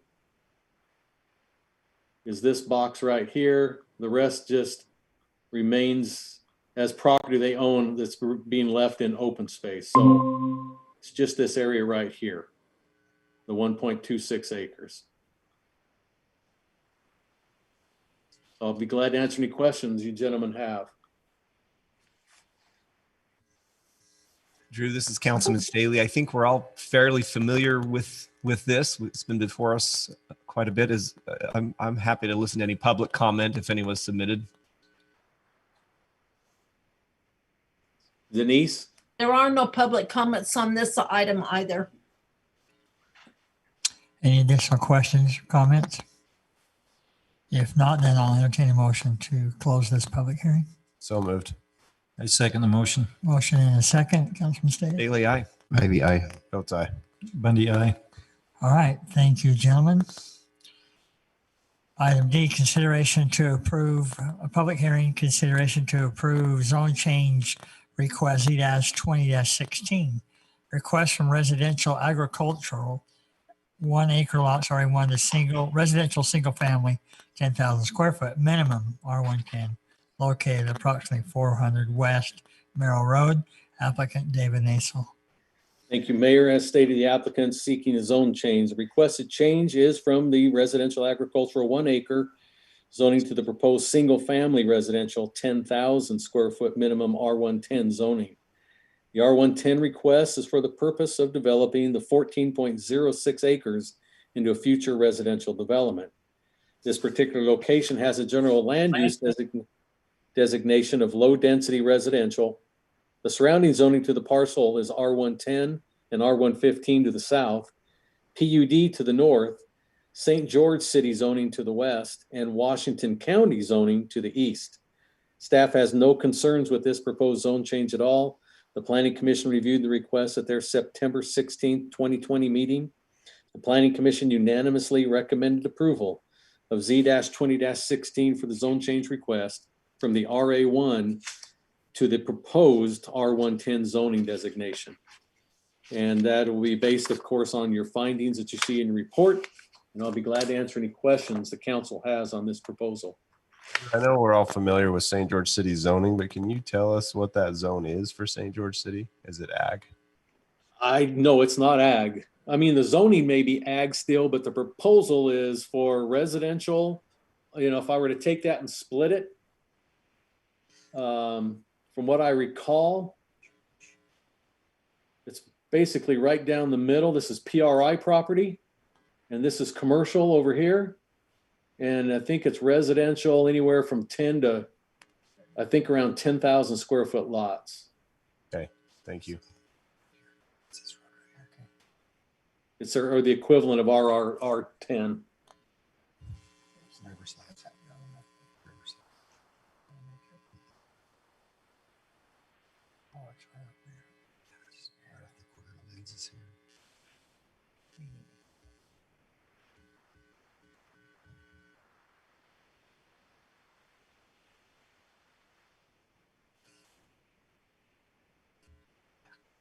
I had the advantage of listening to this during the Planning Commission meeting, so I have no questions. I think it fits the area. R110, I'm happy with. I think it works. Yeah, I have no question. And if there's not any public comment, I'm ready to move on.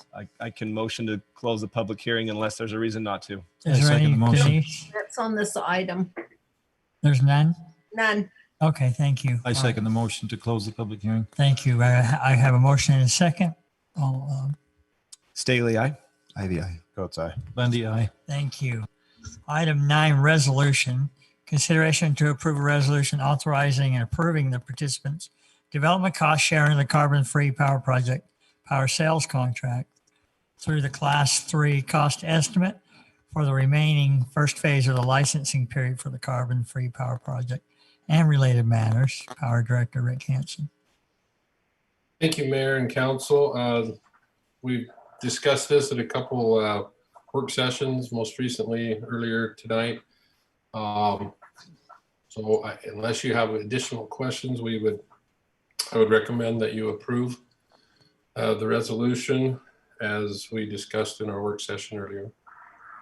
Mayor, unless you have any questions, I'd like to make a motion to approve the resolution authorizing the participation development cost sharing under the carbon-free power project power sales contract through the Class 3 cost estimate for the remaining first phase of the licensing period for the carbon-free power project. I think it's essential for our community to get those rates as low as we can in the future, and I think it's essential for us to move forward in this new technology. I wholeheartedly agree, and I'll second the motion. Thank you. I have a motion and a second. Roll call vote again. Bundy, aye. Coates, aye. And I do feel that this is a responsible thing to do. Ivy, aye. Staley, aye. Thank you, gentlemen. I think that's a wonderful project that we can be involved with. Thank you, Rick, by the way. Yeah. Really appreciate the consistent updates and letting us ask so many questions and all your work with the Power Board. We really appreciate your leadership on this. Thank you. Anytime. Yeah, will you pass that on to the Power Board and thank them for their efforts and their thought processes. I will for sure. Thank you. Thank you. Item 10, easement abandonment. Consideration to abandon an easement along the old lot line located at 2114 South Log Lane. Applicant James and Shauna Lee Millward.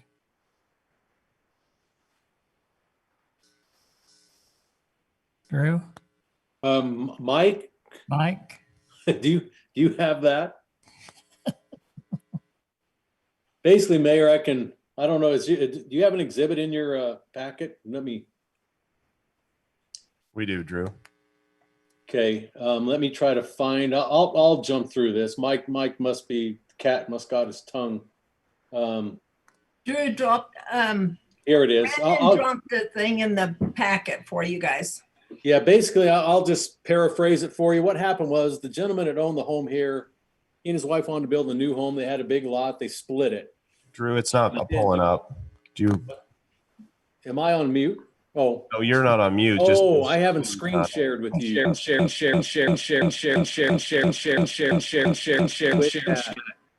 Okay. Is that showing up for you gentlemen now? Yeah, if you could zoom up. Okay.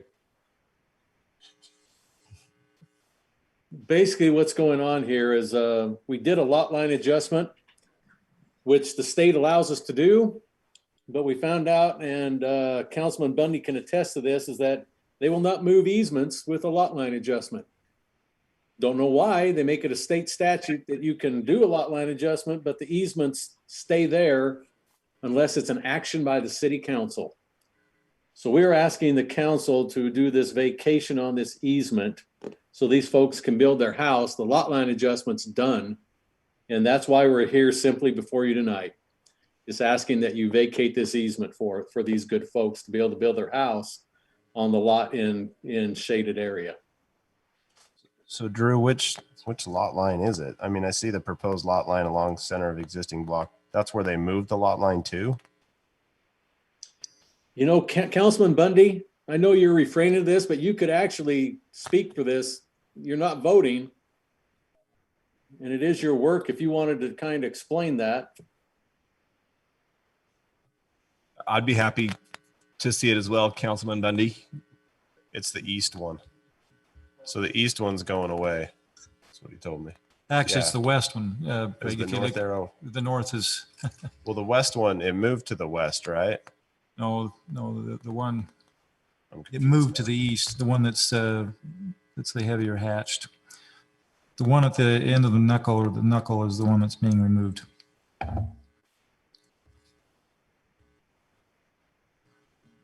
Oh, it says a note right there on the bottom corner. It says existing platted 15-foot public utility easement to be vacated. Yeah, and see, it calls out to vacate that easement. This one. Yes.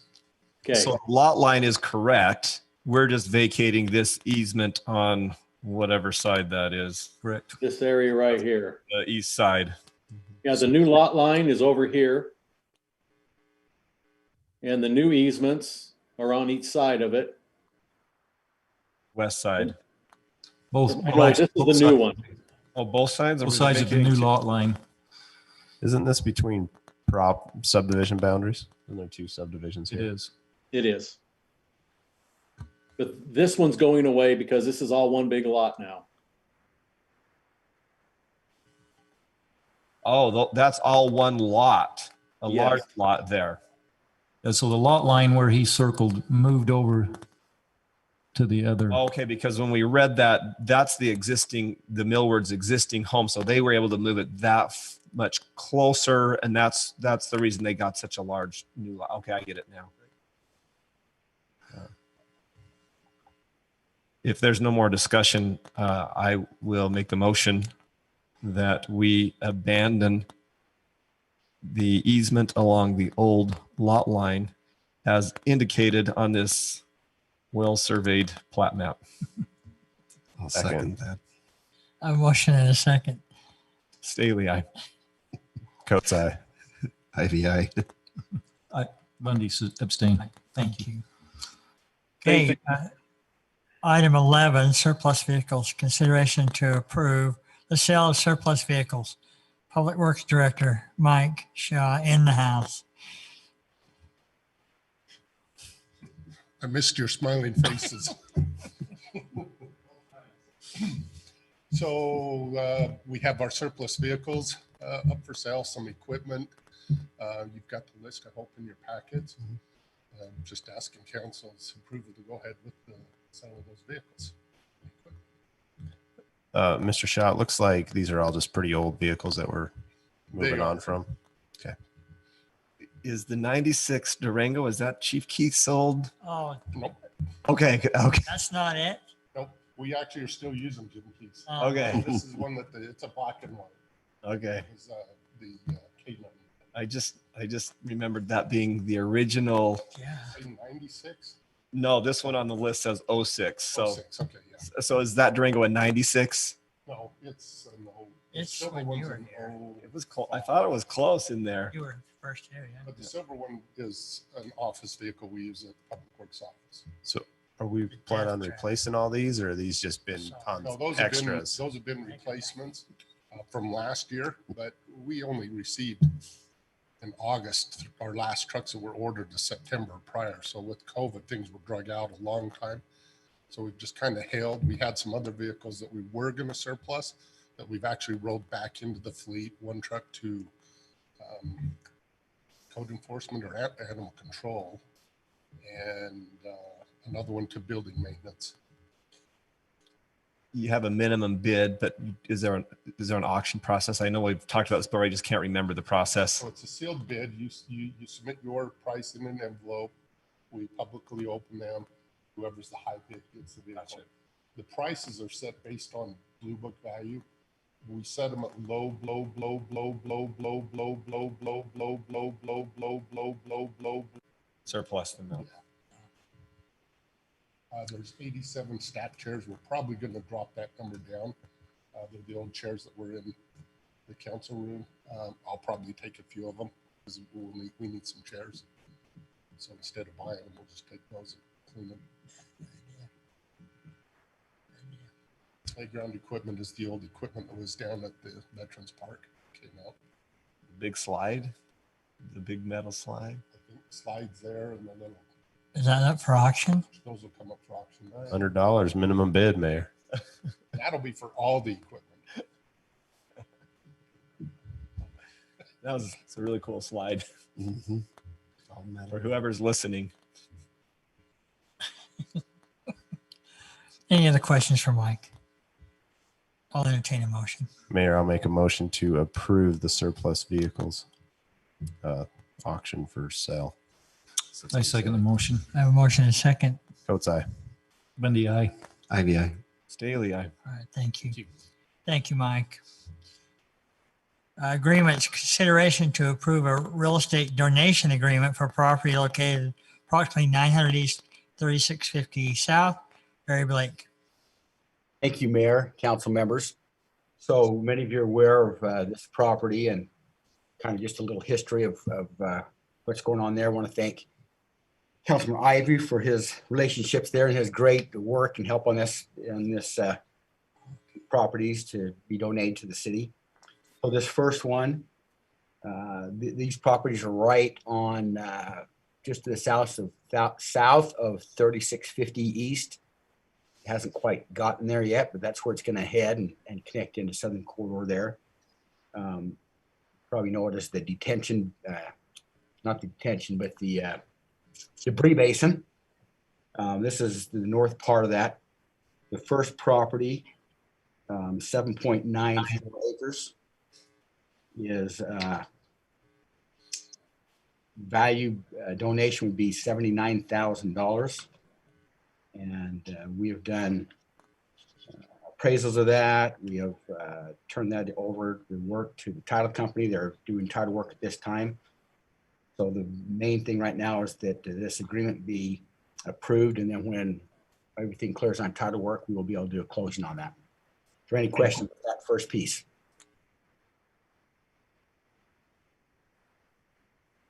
I'm assuming our attorney has reviewed these agreements. Is this... He's the one that did these, and I looked at them, and they looked at also.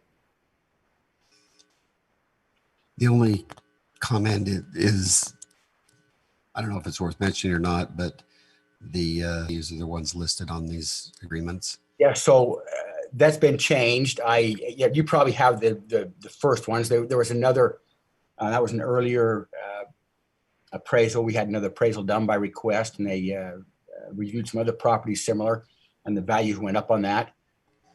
So this is some pretty good, decent property that we're picking up that we want to do stuff in the future with. So Barry, the second agreement they have in those where they've been dropped into the packets, the second agreement, each one where it has J and S in it, those have the updated value. So one's 79,000, the other one's 59,000. That's why I just wanted to make sure I said that number so it was on the record. Thank you, Jeff. And I appreciate your work on that, Barry. I know it's Yeah. logistics. Yeah, and we're getting close. So we appreciate all the help and all the cooperation with it. Councilman Ivy, how do you convince property owners to donate 7.94 and 5.91 acres to the city? Relationships. I just always bring children into it. And then people It's for are the really children. willing to be amiable. All right, entertain a motion if we have no additional questions. Mayor, I'll make that motion. Motion to approve. I'm sorry, for both or for just one? Just the first one, we need to do them separately. Yeah, that's what I thought. Sorry. I'll make a motion to approve a real estate donation agreement for property located approximately 900 East, 3650 South. I don't know if we need the amount or not. I don't believe so. But if you want to record it. 7.94 acres, and Councilman Staley, all second. Thank you. A motion and a second. Bundy, aye. Coates, aye. Ivy, aye. Staley, aye. All right, thank you. We'll move on to item B, consideration to approve a real estate donation agreement. Property located approximately 1,000 East, 3650 South. Barry Blake. Okay, so this is the property just to the east. They're right next to each other. Top portion of that debris basin. This property, 5.91 acres, is estimated value at $59,000. I want to make sure we get that on the record. And we just, same as the other one, just like to have your approval on that. Hey, Barry, quick question. There's this property, we see the donation agreements, and I know generally where that is. That'll just have access will be worked out at another point, but this is usable land that they'll be able to access somehow off 3650 South as it comes up around the old dike there. Yeah, we're looking at the access. Matter of fact, that the piece we're talking right now is probably where the access will come.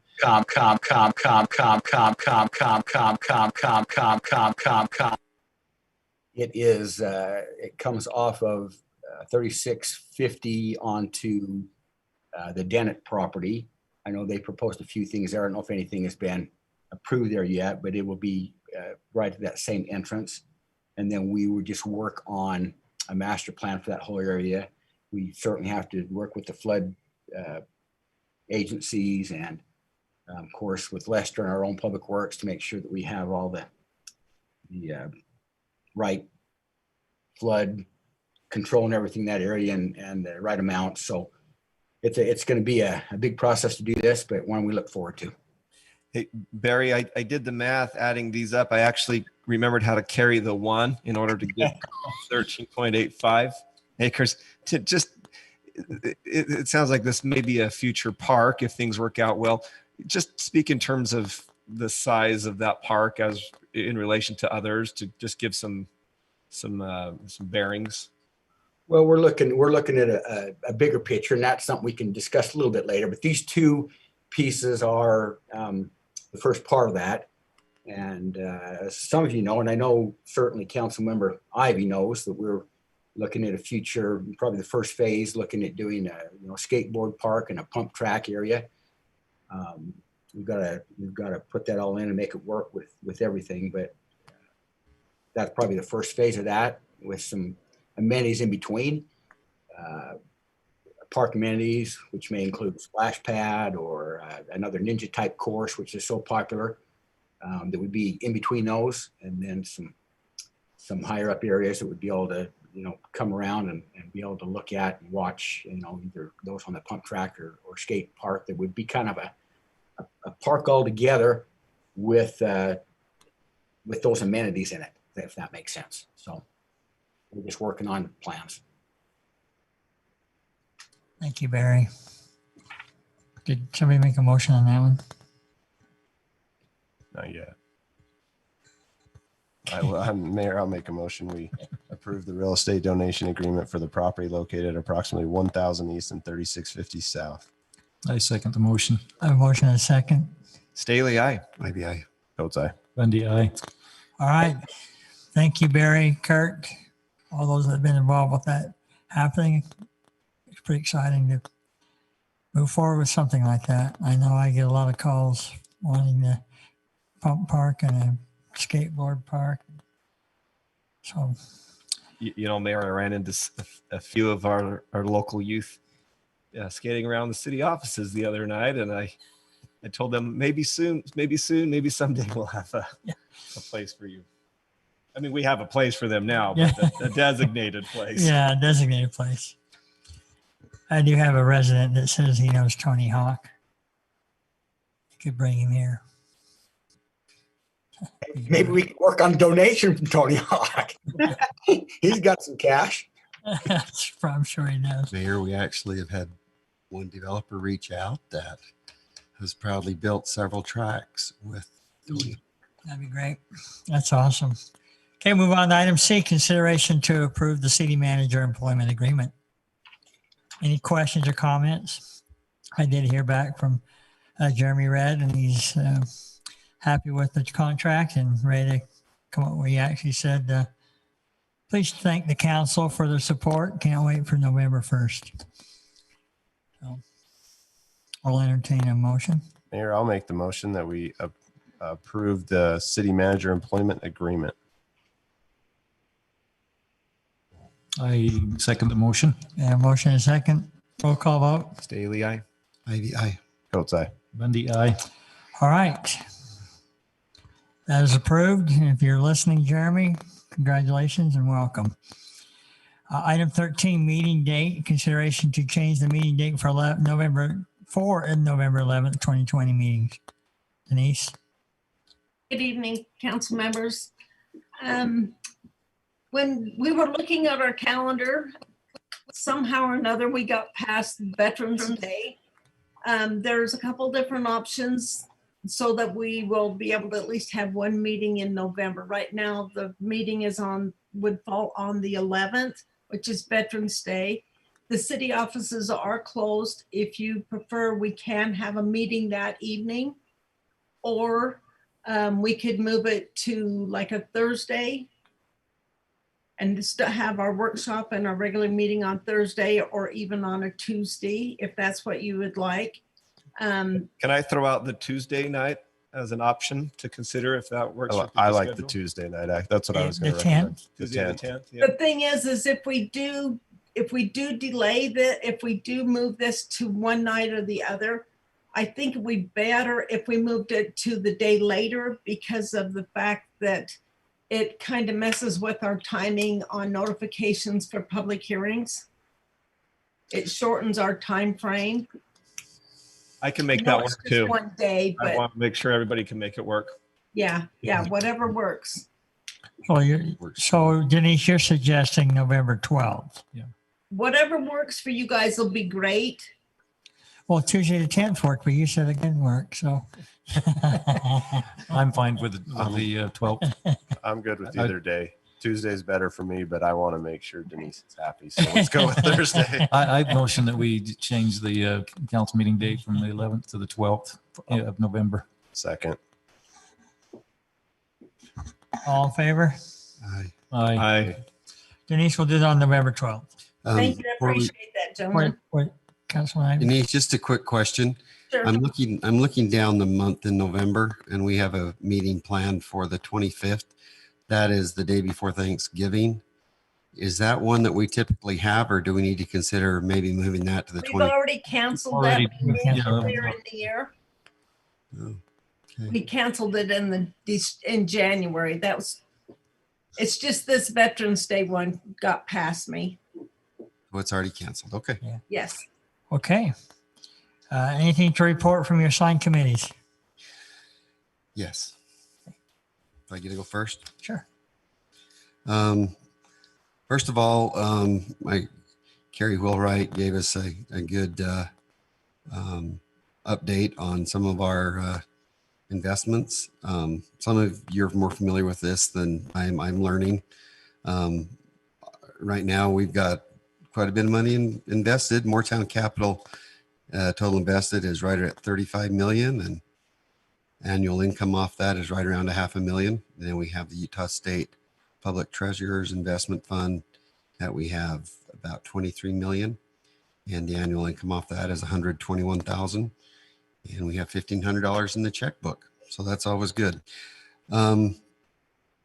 Let's see. Mr. Mayor, if you would just, Council Ivy, just so you guys know, I've been really hoping we get somebody here to be on the league's land use task force, which is really one of the most important committees we have up with the Utah League of Cities and Towns. And so I've been trying to lobby somebody to go to get on that. And Council Ivy agreed to be the guinea pig to go on that. And so he's on that now just recently. So hopefully you guys will keep updated with Council Ivy, because that's really where all the new stuff comes from. All of our land use laws, usually the ones that just drive us nuts, come from land use. When they change them on to the last second, when the state wants to start regulating what should be regulated closest to the people. And that land use task force is clearly the most important one. And they extended an invitation to Council Ivy. So I hope that you'll be able to give them updates kind of regularly on what's going on, because this is one they actually prepare ahead of time. And you guys all give very good input about what we think they should be but the state should be involved in, as opposed to allowing us to do them. But so I hope Council Ivy gives us updates on that on a regular basis. I will do my best. Thank you, Jeff, for that. We actually had our first Zoom meeting today, but I was just contacted last week. They changed some of the members there and leadership of the land use task force. And on our Zoom today, it was very informing. It was very informative. I have a lot to learn. A lot of it went right over my head, but the thing we discussed today was public infrastructure districts. So we've got a lot to learn there, but I'd be happy to keep updated. And if I plan on attending those meetings, in addition to the Legislative Policy Committee meetings, they meet four times a year after COVID, and be able to sit down and visit about those things. It'll be nice doing that. Another thing that I'd mention is I met with, part of my other committee that I'm on outside of the city is the Regional Mobility Council. And I met with Suntran today, and they have a proposition, is that the right word to use, or a proposal, yeah, for benches and shade covers to be placed at some of our busier Suntran stops, locations. And I rode the bus route with Mike Carden, who has been great help in this, about a week and a half ago, and we identified the biggest stop in Washington as far as ridership numbers. And this won't surprise anyone, but it's at the Walmart site. And went by today on the way to the meeting, and I'd seen that somebody had taken a shopping cart and turned it on its side and was sitting there. So what we're going to try to do there is get a shade cover. There is some Councilman, problem solved. Yeah. We don't need the benches. We've got You haven't heard about the good deal I got for us on the shade cover yet, though. Are they donated? Well, close. I mean, we've got, so the benches and the shade covers are part of a federal government match that we can be a part of. But the important thing is that we were able to get on the priority list today for one of the stops there at Walmart. They only prioritize 4 at a time. So I really appreciate them coming forward and helping us to get that. So Mike, I'm sure you have, oh, there you are. I was going to say, I'll bet you have something to add to that. So last year we got funding for half the cost of the bus and the paratransit van through the TTIF funding, the TIF funding.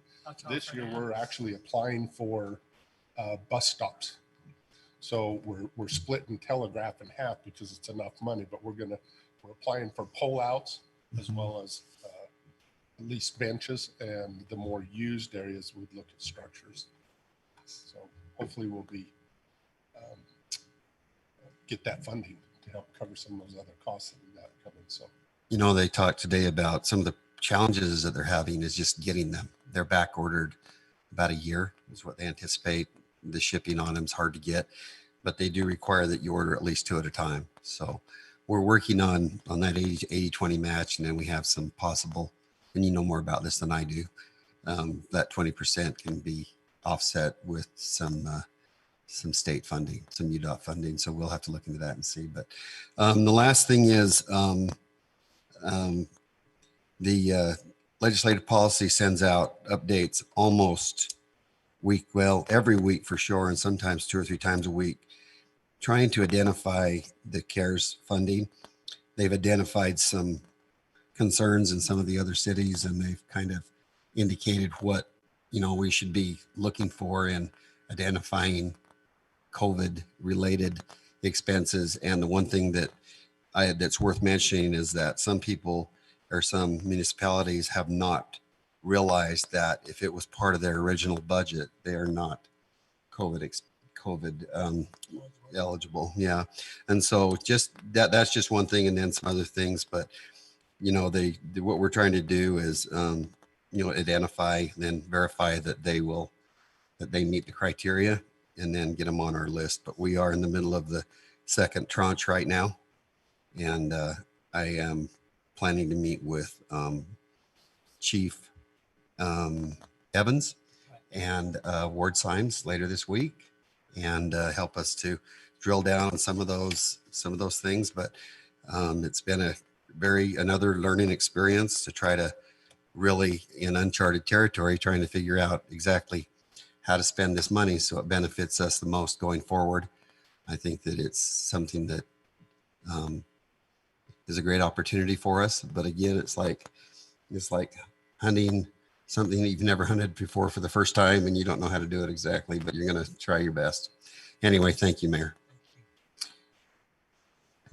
Councilman Bundy, I forgot, and I know, but I forgot to tell you, I just gave you Councilman Clough's assignments for. Did you know that? I have seen those, Okay. the list. Yeah. So I've got it. Thank you. Okay. I wondered about it for a day or two, but it just showed up a couple of days ago. Councilman Coates. Yeah, we haven't had a meeting on the solid waste board, so I have nothing there. But the Flood Control Authority, they just approved for Washington City some funds for part along the soccer park. I don't know, Mike, do you know more about that project?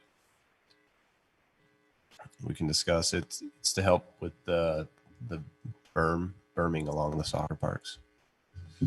Yeah, 2 years ago we had the flooding. Right. Yeah. We got the emergency funding for armoring that bank. Yeah. Well, part of that is we need to carry it down that through the park. There's been a berm that's built there, and that berm is actually holding the water and channelizing it. We need to get the berm removed, so that's what we've applied for the funding. And I think it's the NRCS. Yeah. That's funding it, and then we have our match on top of that. The match is the Flood Control Authority. I'm sorry, which park is this? Sullivan. Sullivan Park. So there's it was a natural piece between the river and where the soccer parks got built. And it got armored a little bit on some areas, but there's a lot that didn't, because we couldn't get in there because of permitting reasons, but now we can and get that taken. A berm pushed up by the original farmer Sullivan's when they were farming it. Right. I think Is that what they did? Yeah. It's always been there that I've known. And but then when the park was built, I don't think we could get in there because couldn't get in there. Yeah. But we got some funds for that, so it's good. And that's all I have, Mayor. Thank you. Councilman Staley.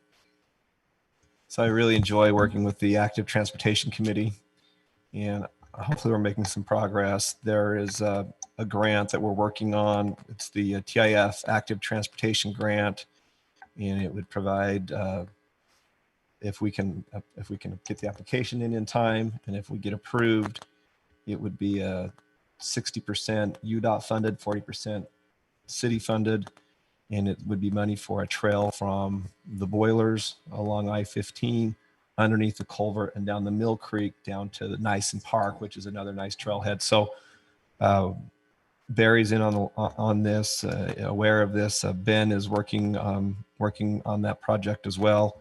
And so we hope to have that application in, working with a few stakeholders there. And then as part of that active transportation committee, Kai Nordfeldt is involved, and he recommended that as we continue to look towards trails in the Fields area, that we consider funding from the Safe Route to School grant money.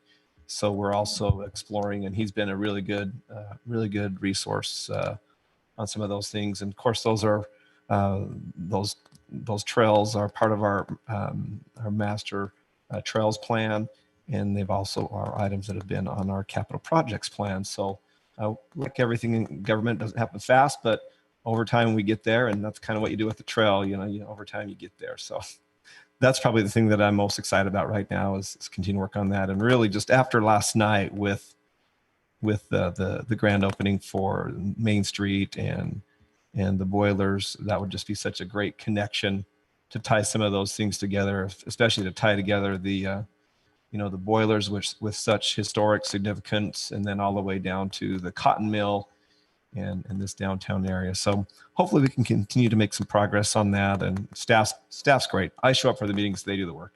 It's great. That's how, yeah. Thank you, Council.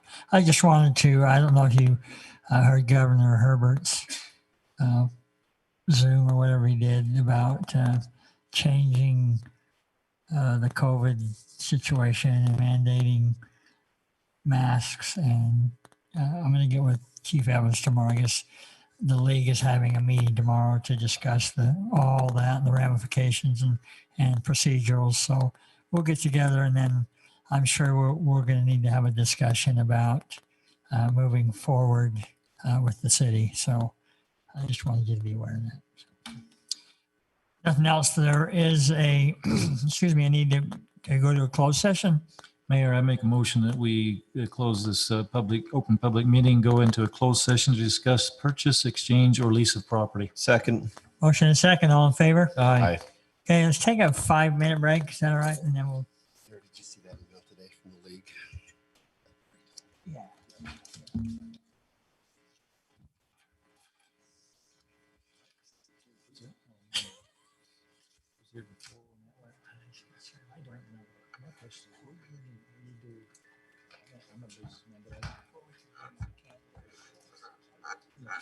Outside, in our pavilions.